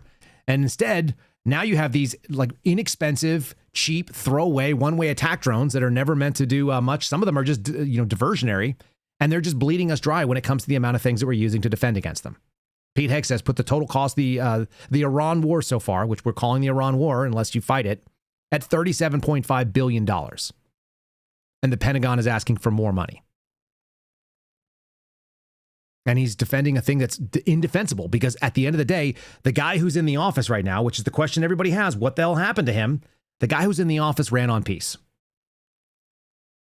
Everybody thought that's what they were getting. Do you know how I know? Because there's evidence of it. I can just look at it. This is not some complicated forensic. This is not something where we have to dig into and pull apart the video footage and go frame by frame and see if the frame capture is good enough and if there's the right angle that shows the right thing. This is a guy, in his own words, who went out and said one thing over and over again. I am the candidate of peace. I am peace. People don't believe that. I am peace. A vote for Donald Trump is a vote for a man who wants to end wars, not start them. We do not want war with Iran. We actually want peace. The Iranians are clearly not very good at war. Perhaps they should follow President Trump's lead and give peace a chance. Kamala's campaigning with warmongers like Liz Cheney. How do you think that is? She picks Liz Cheney, whose father virtually destroyed the Middle East. Liz Cheney, she talks big, I want war. She always wants war. Every time I was with her in the White House, we should attack this nation, that nation, nations that people never even heard of, we should attack. She's a big tough guy. She sits back in Washington, we ought to go and attack Iran, Iraq. We're going to attack everybody. That's why I broke up with her. All she wanted to do is go to war with everybody. These war hawks, they want to draft your kids to die in wars, and they will never fight themselves. We'll stay around the country for 15 years, just bomb the hell out of everybody, make everybody miserable. Nobody knows why we're there, the wars that never end. These endless wars that we've been in, I've gotten us out of so many. We don't want to get into wars. We're tired of fighting. I'm the only president in the last 84 years that didn't start a war. Under Trump, we will have no more wars. No more wars. No more wars. We will have prosperity and peace. We will have prosperity and we will have peace. Remember, I'm the president of peace. The Iran war update. Trump threatens to bomb a bridge or a power plant for every ship that's attacked in the Strait of Hormuz, which he insists is open even though they are being attacked, and so people are very wary of going through it. After the 11th night of strikes in Iran, the United States military insists that the strait is in fact open, but Iran continues attacking ships in the Strait as well as in the Gulf states, so people are not sure what to do about it. And the Houthis have also threatened the other Middle East shipping way. Donald Trump this morning, threatened to bomb and destroy Iranian bridges and power plants for every single time that they attack a ship. Does that sound like it's over? And oil hits $95 a barrel. We talked about it at 85 the other day, 87, then at 90, and now it's at 95. So I can look at that and say, okay, well, there's financial implications in what they're doing. That indicates what's happening. I can look at what he said previously, and I can show the headlines are showing that he's not doing that. In his own words, he's not doing that. They're not fixing election security, are they? They're not going after the Chinese threat, which was aired on Thursday. For what reason? Unknown. They said, China is meddling with our elections. Are you going to do anything about it? No. Are there going to be any prosecutions? You have to talk to DOJ. What is DOJ doing? Not that. Don't you think they would know what happens at DOJ? Yeah, you would, but we just don't want to answer that question today. Maybe somebody else, maybe you'll forget about it. That's our hope. And in the meantime, you've got distractions galore. We've got distractions about what the hell's going on with the Epstein files. How come that's kind of fallen out? It'll come back up again. They're trying to pass Epstein files 2.0, and they think there's criminal liability for the current guy that's looking to be the attorney general who was in charge of it. Tom Massey, Ro Khanna, people you might be mad about, doesn't really matter. There's a bill that says they were supposed to give all this information. All the stuff they're hiding is all the intelligence stuff. It's all the juicy things that people would have otherwise thought. And I can be consistent about it because I didn't go work for this regime and have to come back and say, Donald Trump did everything right. It's like, no, he did a terrible job of messaging this. If they wanted to say, we're not going to give it to you because it would be implicating people we don't want to, implicate, then so be it. Then you have to own that politically. It's sad to watch people have so many different distractions. when America is basically doing not the things that were promised. And you can get people, the biggest podcasts in the space right now are interested in something that they have no ability to suss out truth, falsity, accuracy. They have no ability to have access to evidence, witness interviews. They're all turning out to be garbage, the stuff that they're out there trying to do, because there's a ton of attention on something that they don't know anything about. There is nothing more distant than a long-term, obviously government-involved cover-up that has governmental implications and a guy who gets shot by someone who might be a wacko. Whether or not somebody else was involved in radicalizing him. That's where the question has always been. Listen to the people who actually were involved in this that have no reason to lie to you, who are already on the way out and are theoretically chasing audience. The guys like Joe Kent. What did he say? I have no doubt that there was, that there was a shooting. My question is how did it happen? Why did it happen that way? Who knew about it beforehand? Who was radicalizing? That's where the questions have always been. But we can agree to disagree on this stuff. We can't disagree on the fact that Donald Trump said he was the president of peace. We can't disagree about it because he said it and I just played it for you. That evidence is now in the record for you to consider. And then you also have people out there claiming that we're going to finish the game, that we shouldn't have let someone stick around to the ninth inning, that we need to get more aggressive, that we need to start more bombing right after that. So I can tell you when somebody is lying to me based on the previous statements they've made, the current statements, and then who is pushing this. And who's pushing it? Guys like Ben Shapiro. It came from the independent right-wing media, and now it is in the mainstream right-wing media, which tells me this is where we are moving. Once it's on Fox News, it is already the official position of the administration. That's the argument I would make to you. By the time Kash Patel is doing his own podcast in a replica of my studio, it is the mainstream position. Here's Ben Shapiro a couple days ago making the same argument that you just heard on Fox News. This is how we start finding out how many sources are aggregating on the same argument. Okay, so what actually needs to happen here? Well, we need to stop pursuing a policy of graduated escalation with Iran. That policy never works anywhere. Anywhere. So here's what should have happened. And it should have happened before the death of the last couple American soldiers. It should have happened from the beginning. The president should have said, if an American soldier dies, one American soldier dies, Kharg Island and South Pars go bye-bye. They are gone. Obliterated, dead, and then he should have done it. The thing about the credible threat of the use of force is it has to be credible, and it has to happen a couple of times in order for it to be credible. Ben Shapiro knows a ton about force. He's used force a lot. You can tell he's a pretty violent guy. That's why he has never done anything violent. Probably never been punched in the face. Hitting a few more bridges near the Straits of Hormuz ain't going to do it. This sort of gradually escalate the... We've tried this routine before. It does not work. Quick, fast, victorious. I don't want a forever war. I want this war over. And here's the thing. We do have the military capacity to do that. What we should say, clearly and openly, is if you kill American soldiers, we'll target Kharg, we'll target South Pars, and we'll kill all of the top members of the Iranian government. And we'll keep doing. Who is this we stuff, by the way? I always feel awkward when I see someone that has no military experience, that has no skin in the game, that's not putting any kids in there, doesn't have family members that served in military, and they're going to go out and talk about what this we is. Meanwhile, we've got 18 service members who have passed away, and they've been killed in various different facets of this conflict, which is not a war, but it's clearly war. By the way, he was saying the same thing 5 weeks ago as well. So it finally caught on, and it made it to the Fox News. This is Ben Shapiro from June the 17th. The easiest move for the United States to make right now would be to just blow up Kharg Island. Kharg Island, you could do an amphibious operation there. It's a lot riskier. Or you could just blow it up. And that means that Iran has no refinery capacity. And that means their economy is basically sunk for the foreseeable future, which means the regime has no money to pay its own people. Right. Well, speaking on behalf of this administration, I'll just do that since apparently that's what he does. He speaks on behalf of our military. As the back-to-back undefeated Iran war champions in the United States, who continue to defeat on a regular basis and have won, but will continue to win over and over again, a war that is not a war. Maybe there's more going on here. Maybe you're dealing with a place that is essentially, have you guys ever looked at the topography of Iran? It's like a mountain fortress. We continue to win, except we haven't won. We've depleted all their munitions, and yet they continue to create more because they have the capacity to build 10,000 on any given month. And they aren't even firing off 10,000 a month. They're building up more stockpiles. Maybe you should be a little bit concerned about things that are the real promises. Nobody ever made a promise about what would happen to Charlie Kirk or whether or not the FBI would get involved in local investigations in Utah.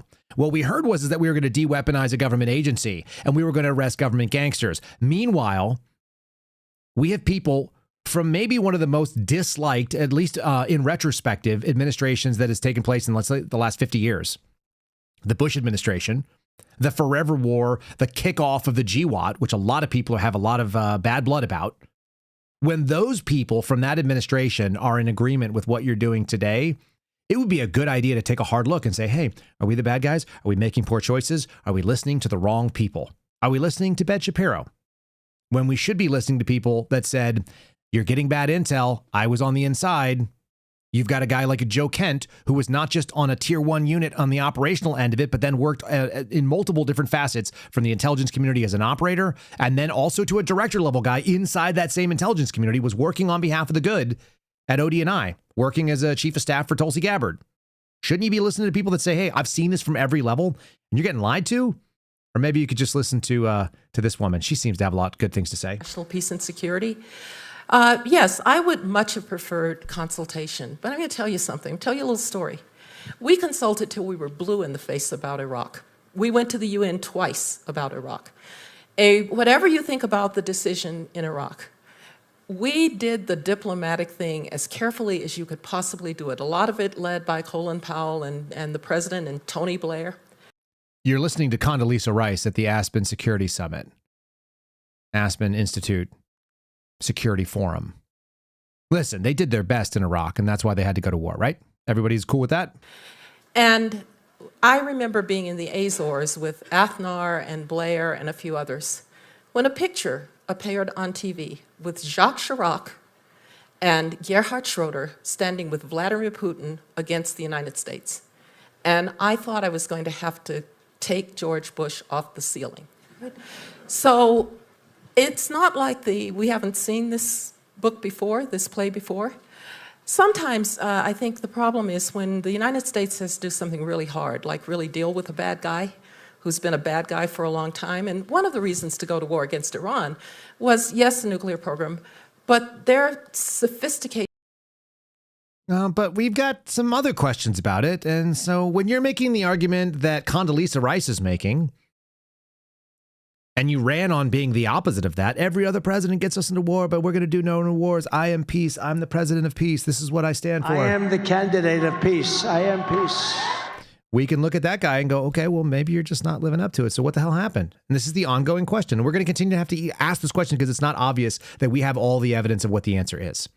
But I can see where things are going when people start telling me where they're going. This is the New York Times reporting. With his latest threats, Trump signals to Iran that he's willing to escalate. What happened to we already won? That we won in the first couple hours? What happened to the Strait is open? What happened to we signed an MOU? 5 weeks ago when Ben Shapiro was talking about we need to destroy Carg Island, Donald Trump was sitting down in France and signing an agreement to go and figure out 60 days for a peace agreement. We're in such an upside down that, yeah, I'm seeing the chat say we're going to need to do peace through war. It's a hell of an argument to make. Trump is facing a critical moment in the war. He's failed to bring the unconditional surrender that he once demanded. So now we're in some sort of like half-ass what comes next situation. He's threatened to accelerate it by returning the conflict to where it began with bunker-busting attacks on their country's nuclear facility in Pickaxe Mountain, which is what the Western intelligence agencies call it. No nuclear experts believe it houses the kind of working equipment to enrich uranium or convert material to bomb fuel like the 3 major sites that Donald Trump ordered destroyed in June of 25 in Operation Midnight Hammer. It's a deep underground storage facility, but probably looks really good if you were to go blow it up, and somebody obviously told him this is what we got to go do. You can see where the failures are by just looking and saying, hey, is this successful? Is this a success? Oh, it's not? Cool. That's pretty easy to mark as a failure. Is this the opposite of what he said previously? Yeah, it is. How do you know? Well, because he said this one thing, and then I can play you that he said the other thing. Does it have to involve a dirty cover-up? Does it have to involve a coup? Are there all kinds of nefarious actors in the background? Maybe so. Do we have access to them? We do not. Am I doing the Zootopia question? I am. It's very effective. I'm leading you down a path to just say there are things that you can actually discover based on the evidence that's available to you, and there are things that you cannot. And if you've decided that the answer is, as my father likes to say, don't give me the facts, I already have an opinion, and then you go seek out facts to substantiate your opinion. If the opinion is, there is a government cover-up, and now let me tell you why. It's like, oh, okay. How about what the hell happened should be the question. What happened here? And then you say, oh, the most plausible, the Occam's razor answer is the simplest route to it. Or everybody kind of concluded what the answer was, and then another answer came out. And then you go look at it, you go, does that answer even stand up to the basic scrutiny about what we already knew, or is it false? And so in some cases, you find out, well, maybe there is a cover-up. And in some cases, you say, I just want there to be cover-up because I'm in the business of cover-ups today. And it's very lucrative, turns out, to talk about things that are not real. People get super excited. It's a chasing of a tail that will never allow you to catch it. If you guys are watching on Rumble and YouTube, give us a like. You may hear an ad on the audio platforms right now. And if you don't want just audio and you want to see some of the visuals, and there are some good ones on this one, check it out, especially the FBI director's set, which is also the Kyle Seraphin Show set. Interesting. You can check that out at KyleSeraphinShow.com on Spotify. That's how you get to Spotify.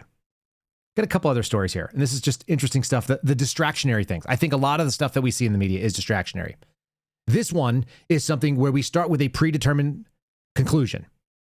Very similar to, I already believe this is true, now I'm going to go find the evidence of it. In the same way, I think Maggie Haberman started off with, the Donald Trump administration is corrupt and inept. Now I will go prove to you that it happened. Well, they may have actually been correct in that. Because I'm seeing it from the other side where I go, oh, they promised one thing, they're giving us something else. What happened? Turns out her answers are fairly plausible, and she's honed in on the Epstein files as being an accurate idea. This is one of those things that we found out years ago. The consequence of COVID vaccines being forced on people when they didn't want them resulted in people saying, I'm not sure I want anything that you think I need to have. This is distrust in the system. It's a natural outgrowth of, I'm going to tell you what to do. And people go, no, I'm not going to do that. I'm an American. Go F yourself. Now, maybe you should get a measles vaccine, or maybe you shouldn't. But I don't think the measles is a big threat. And the evidence is that the measles are not a big threat. Okay, here we go. U.S. measles cases surpassed last year's total, according to a tracker, which is put out by, yes, public health officials in our government. U.S. measles cases has surged this year, and it now stands at 2,295, a level not seen for 35 years, according to Johns Hopkins University and a tracker that compiles state and local health data put out by those governments. It's the latest sign that the virus is rebounding in areas with low vaccine coverage, threatening the United States measles elimination status, which is due to be reviewed in November. The majority of cases are in unvaccinated people to the measles. The overall measles vaccination rates are still relatively high. The public health officials say it must remain above 95% to maintain herd immunity. Okay, fine. As of Tuesday, there were 9 more cases than in all of 2025, and we're only halfway through the year. So, does that matter? Jurisdictions that have most reported cases include South Carolina, Utah, Texas, Florida, and Arizona. And the CDC has reported 2,260 confirmed cases in their last update, which came out last week on July the 16th. And there were 34 new outbreaks reported by this agency so far this year. Okay, and here's the thing that I found most interesting. The last time measles cases were higher than this was in 1991, when the United States had 9,643 cases. Right now, they're crying about 2,260 cases. So if you doubled that, they'd be under 4,500 total cases, which is half of the rate in 1991. For those of you that were alive in 1991, did everybody die from the measles? That's the challenge to you. Just because something is being reported and it sounds very scary and credible, does it mean it's true? No, I don't think it does. Here's me going to the Terminator robot that will one day kill us. Just kidding. This is Google Gemini's quick answer on a simple question. How many people died from the measles in 1991? Now, the claim is that over 1 million people died in 1991 of the measles, according to WHO. So I'm immediately going to discard that because I don't care. Let's go to the CDC numbers because that's what we were comparing against. Specifically in the United States, the Center for Disease Control and Prevention recorded 166 suspected but not confirmed measles-related deaths over the course of 1989 to 1991, which was a national epidemic in the United States. I'm going to just say that one more time because this is what I want you to know when people start getting this fear garbage. From 89 to 91, the CDC reported 166, we'll just give them credit for the suspected but not confirmed deaths. 166 people died. There were a total of 55,467 measles deaths. I should pull out my calculator real quick and do the math on the fatality rate for this. Many of them took place in preschool-age children, which is tragic. Children dying, 166 of them is nothing to sneeze at, obviously. But the rate, let's just do it real quickly here. 166 divided by, what did they say? 55467.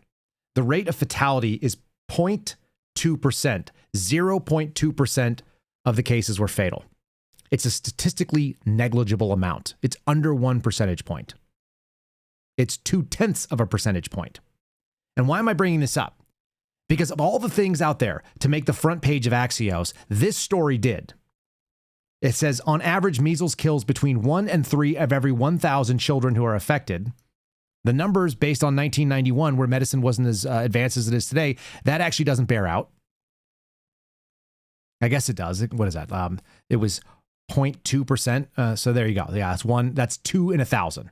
Okay, fine. 2 in 1,000 once they've actually been infected, which is not all that common.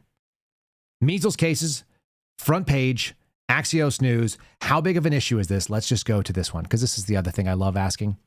How many people died from falling downstairs last year? Do you guys have any idea? There's no single federal statistic for stair-only fatalities in 2025, but public health data indicates that overall falls roughly kill 32 to 48,000 people per year. So in a period of 2 years, 2.5 years, 166 people died from the measles. And in a period of 1 year, somewhere between 32 and almost 50,000 people die from freaking falls. Specifically to stairwells, if you were to go to the U.S. industry and legal consensus, it estimates 2,500 to 12,000. Let's just do the middle there. Let's call it 6,000 people die from falling down the stairs every year.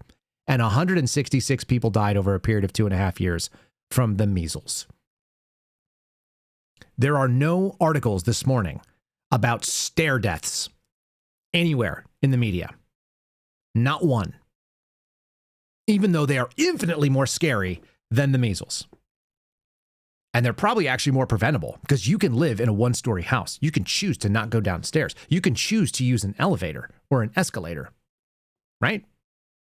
Isn't that crazy? 5, 6, 10, 12,000 people dying from stairs on any given year. 166 people, roughly what, 60 people a year, 50 people a year dying from the measles. It's a statistically negligible number. And we don't even know what other problems these people had when they got the measles. They could have been already sickly, right? That's a very, very small number of people. I'm just pointing out to you that numbers sound scary until you evaluate them.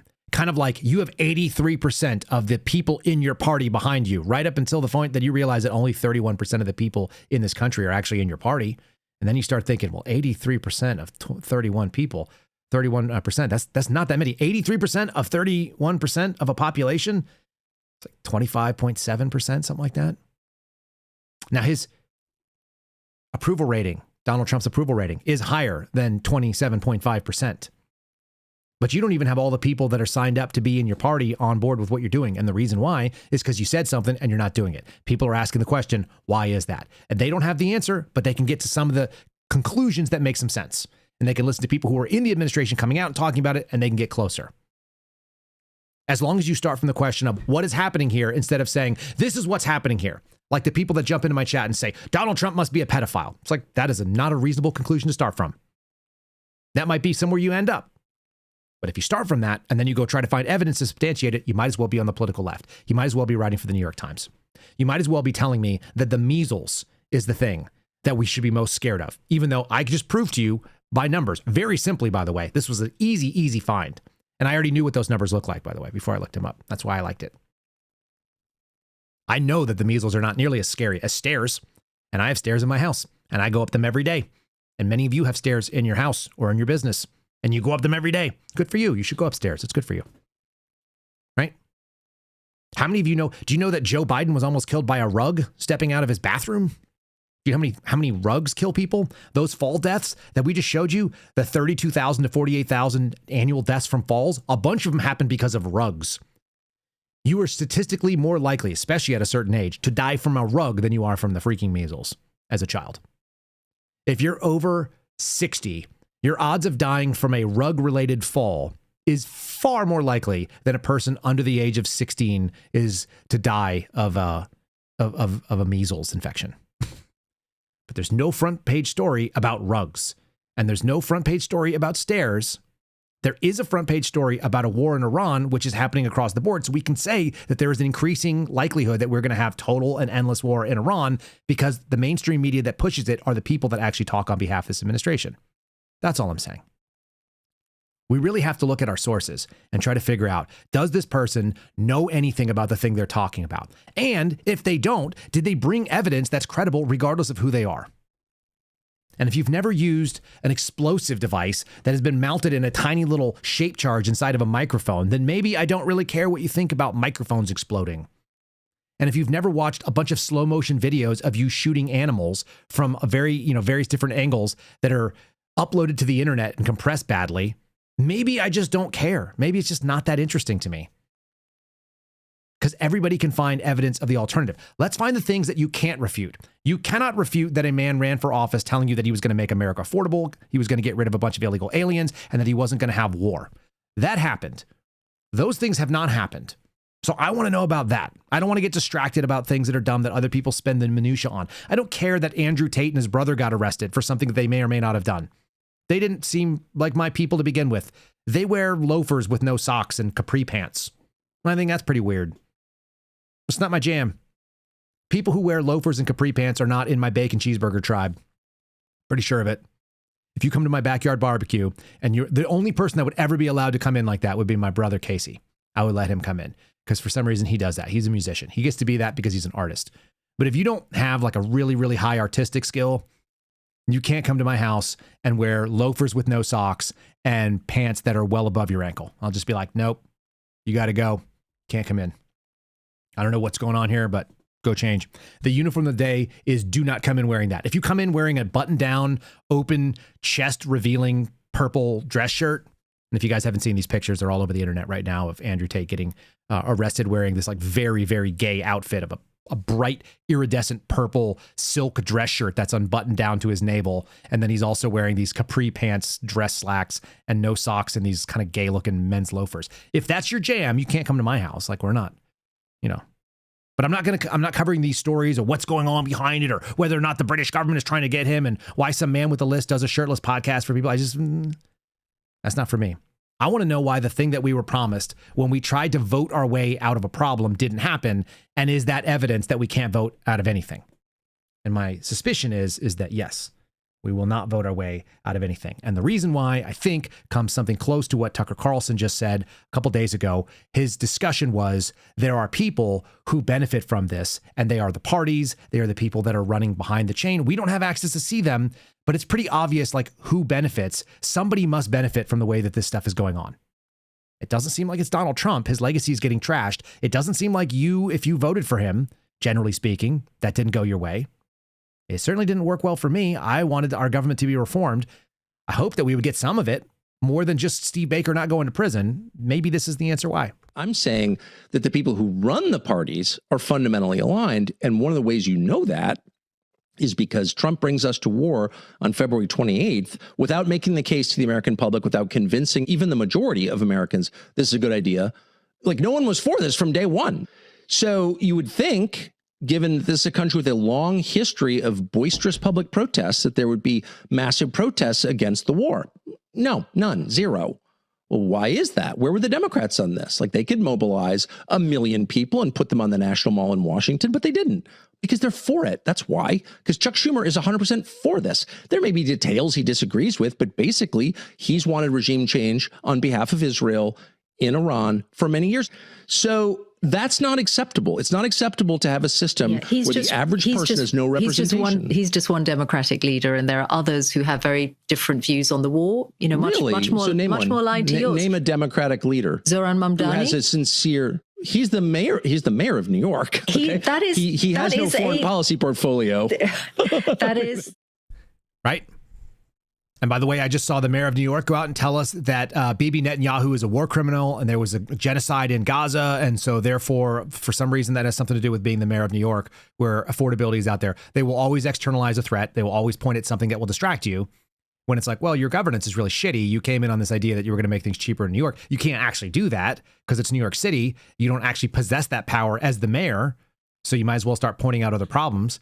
And again, if you don't handle the things that you promised, and you don't have a really good scapegoat for people to blame, what they'll do is they'll turn around and find somebody as an alternative to believe in. And so that gives them the plausibility of running that as a narrative. Here's a couple really wild stories that are sitting out there right now. One of the things that we are not getting is the election security. That was another big piece of it. You can't convince me we have real elections when you ran on the elections are not secure. You literally just had Donald Trump come out on Thursday of last week saying our elections were not secure in 2020. Nothing has changed. And then we're going to supposedly have like a fair election, which I don't believe in. And I don't think many of you do either. If you guys didn't see this, by the way, John Solomon, who's apparently in investigating election security, also dropped in his interview with Glenn Beck the other day that he doesn't vote. I don't either now. I've decided that I'm going to believe what people like John Solomon, who's got the binder, says. He doesn't spend his time. He doesn't waste his time voting. Maybe he doesn't like writing adult letters to Santa Claus either. Good to go. I'm with you. This is a story from ABC. State officials are preparing how they're going to handle the federal government if it tries to interfere with how they run elections, which is not supposed to be a federal issue. Maybe we need it. We need someone to come in a dictatorial manner, but we sure as hell didn't get it with this guy, and he's run out of time for that. That's one story. And the other story that's really fun is that the people that are lame ducks that are on their way out of power, this is coming from Axios as well, the people that have lost their primaries and they've now managed to upset the whatever the status quo is, or maybe they were just upset because it's time that they've aged out, like, you know, like a Cornyn type. These people are now kind of starting problems, and so they're rabble-rousing. Let me just show you how quickly the narrative can switch on these things.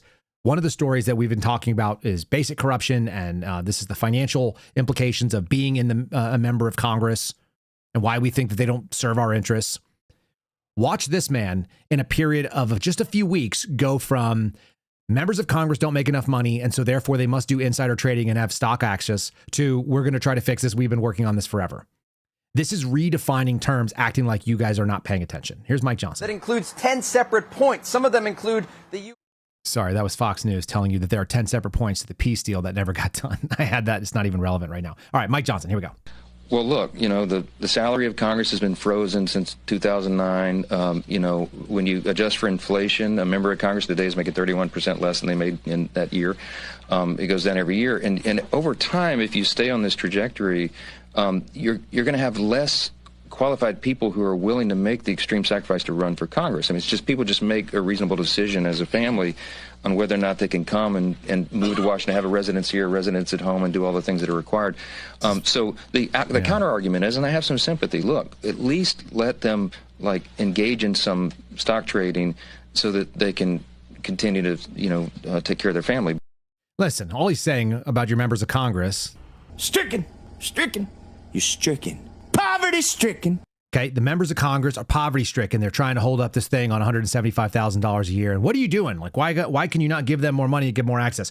That same guy has the audacity to turn around at a similar podium with a similar background and a similar group of people behind him, and he's going to do this one now. Ready? This is just weeks apart. Faith and trust in Congress and in American elections. With the Stop Insider Trading Act, as Leader Scalise noted, this is something the American people have been very interested in for a long, long time.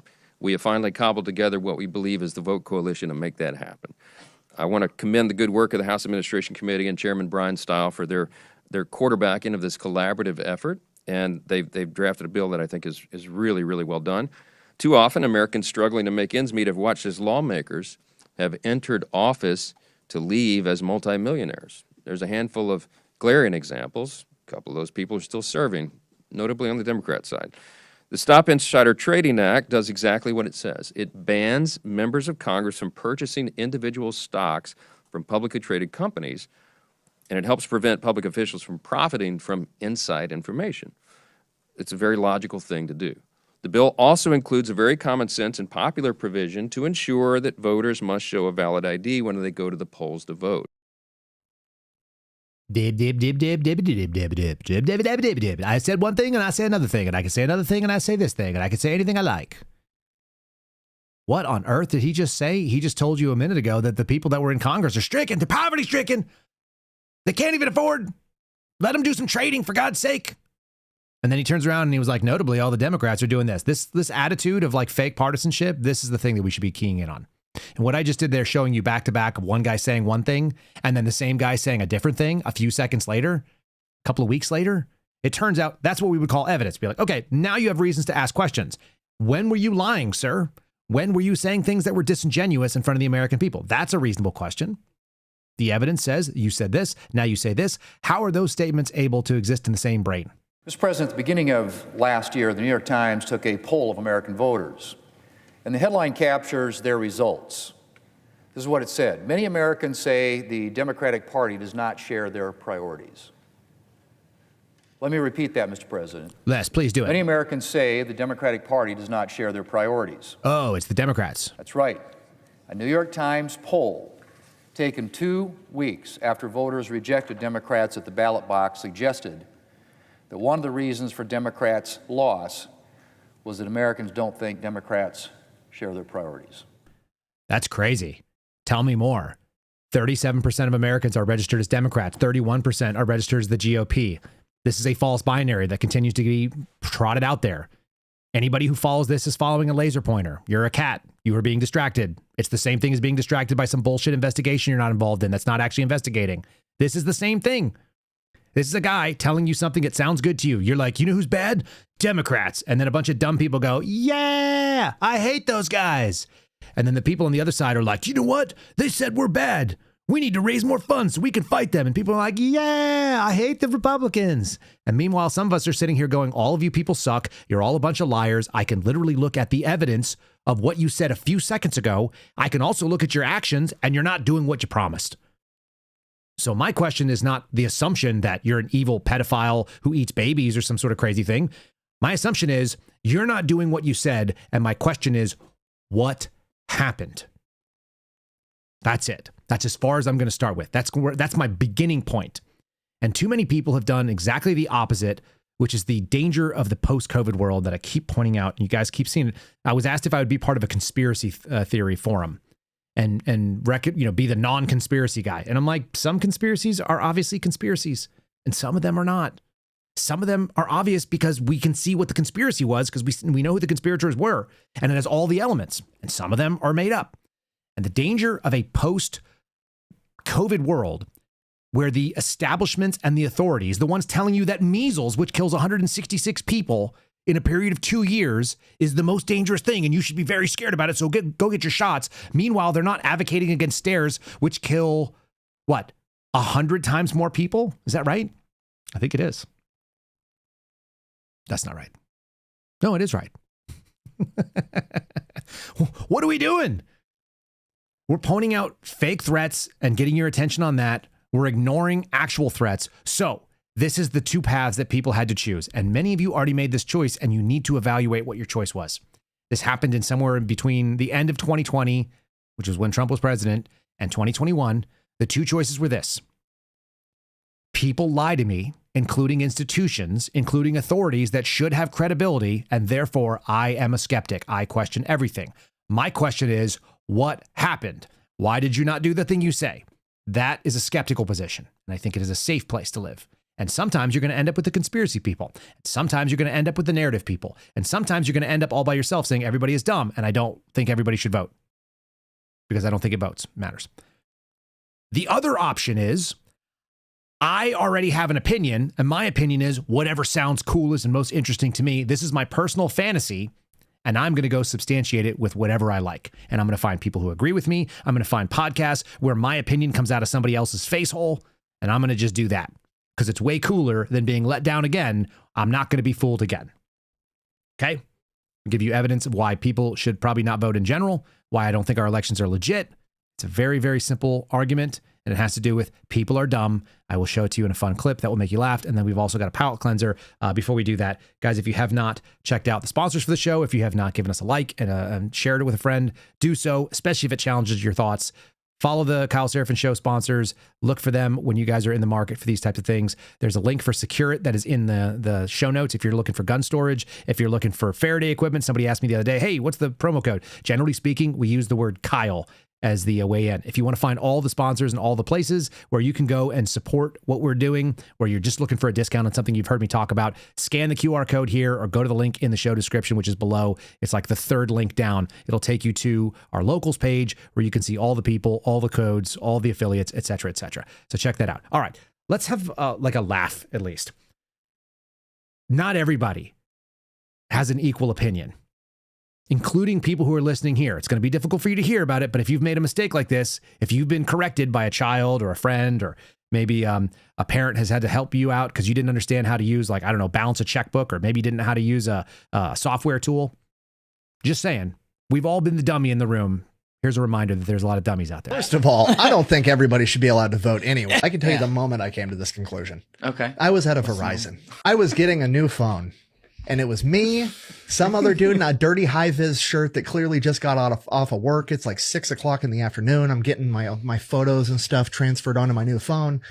And it's like, I got the Verizon guy helping me, Verizon guy helping him, and a third Verizon guy just kind of standing there, and we're all chatting while things are getting done. And this 60-year-old woman comes storming in Verizon with a fucking attitude. She's holding a surge protector, you know, like the power strip with like 7 plugins on it. She's holding that and a fucking phone charger in her hand. And she walks up and is like, you sold me this yesterday and it doesn't work. I'm watching, like I'm engaged now. And the Verizon guy's like, what do you mean it doesn't work? Like it won't charge your phone? And she goes, no, I can't even plug it in. And you know how the fucking phone chargers now, the prongs fold in because some asshole stepped on it one time. So now they have to fold in so you don't step on them. She grabs it with the prongs folded in and just smacks the two pieces together like a fucking caveman that doesn't know how fire works, and looks at him and goes, see? And he folds the prongs out and plugs it in. And then she realizes that she's a fucking moron and goes, thanks, and walks out. So yes, not everybody should be allowed to vote. It was a fucking 2-piece puzzle with one moving part. And she failed, right? And her vote theoretically counts as much as yours, and she's allowed to have an opinion in America just as much as you. A lot of people, my buddy said this the other day, a lot of people say they believe in the First Amendment, but they actually hate it, if they were being honest. My buddy Phil pointed this out the other day. And we had a group chat discussion of this. Most people, in theory, like principles, but in reality, when it's actually applied, they don't want to hear anything that conflates with their that's different than their point of view. We're not all created equal, it turns out. We may be created equal in the eyes of God, but we were not given the same gifts. We weren't given the same gifts of intelligence, of analysis, of speech. God forbid, we weren't given the same ability to create a podcast set. You know, there's this guy, this poor bastard. We don't all have eyes that point forward. Some of us have cross-eyed, and some of us have a weight problem, and some of us are just, doing drugs or something like that and sniffing all day. Whatever. All I'm saying is the First Amendment is complicated because it allows really, really dumb people to have really, really loud opinions. Sometimes they're correct, sometimes they're wrong. We don't have to listen to them, but it shouldn't piss you off that other people don't agree with you all the time. Look at what people will do. When they have a choice, they do dumb things. And this guy is pointing out a really fun one.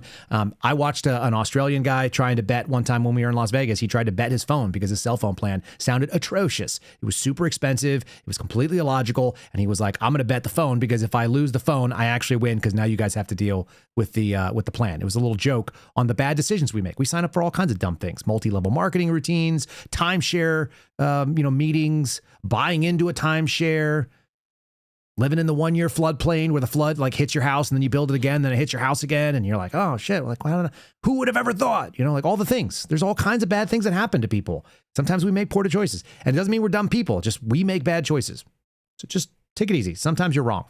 A lot of times, it turns out. And I'll just go, my last little piece here is that nobody in the world agrees with everything that you say, including you, over any period of time. Because if you've ever changed your mind, you know that's true. All right.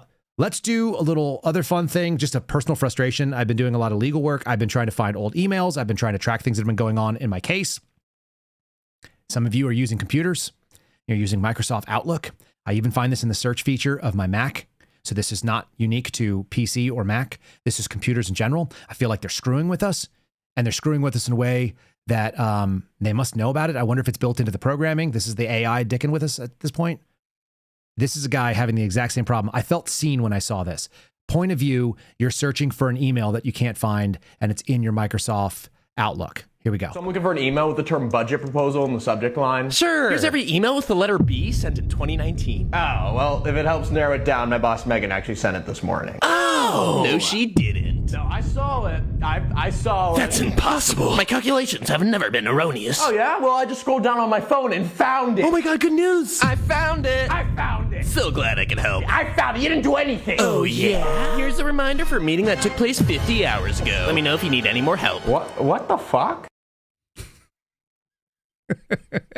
If you guys thought that you were the only one having that experience, it's nice to know that somebody like spent enough time to create this that we all actually have the same experience. So we have a lot more in common than not. I think that's still true. I have that experience every single day. And whenever my phone pops up and tells me about a meeting that already happened, I'm always like, oh, well, thank God I had that reminder set. Thank God it popped up and told me long after the fact, or I went and found the thing and then suddenly the search can find it after I found it. This son of a... it might have something to do with this, by the way, which is the single scariest thing that anybody will show you today. There is now, apparently, lab-grown skin with human DNA that can self-heal that is being stretched across robotic faces. Having just watched The Terminator again for the first time in forever from 1984, holy shit, people. As I showed my wife, she was like, why are they doing this? Why are they making human skin to put on robots? Again, we're screwed in so many ways. When it comes down to just like what's happening in cases that are not anything related to you. Remember, some asshole's putting human skin on a robot, even though they already had the Terminator, and the Terminator is now, let's see, 94, 2004, 2014. It's 40 years ago. We already got the warning that you're not supposed to put freaking skin on robots. All right.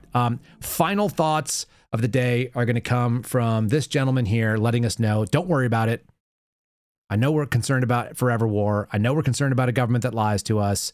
There may have been a solution all along, and it might have just been Kid Rock. We got Kid Rock addressing the Pentagon about the Strait of Hormuz, so we're going to be fine, bro. Relax. We don't have to worry about it anymore. We got the kid on it. The only thing that makes me upset about this is, why did it take so long? Kid Rock's not on tour right now. Why did the Pentagon not ask him to figure this shit out earlier? The Pentagon is so stubborn, and that's honestly the main issue with the Pentagon, is they think they're so smart. You know, they're in their stupid building with 5 sides and 5 equal angles, and they think they could figure anything out. But when have they ever figured anything out? I can't remember one single thing. Whereas, look at what Kid Rock's figured out. He figured out how to blend rock and rap into one thing, and then he found a way to just kind of give that up and eventually do country or some shit. Could the Pentagon do that? I highly doubt it. So let this be a lesson to you. When you're trying to figure something out, don't be a tough, smart guy and think you can do it all. Ask for help, man. You're stupid. You're a stupid baby that can't figure anything out, and you don't know how to solve the Strait of Hormuz. Ask Kid Rock. It's pretty straightforward. That's it.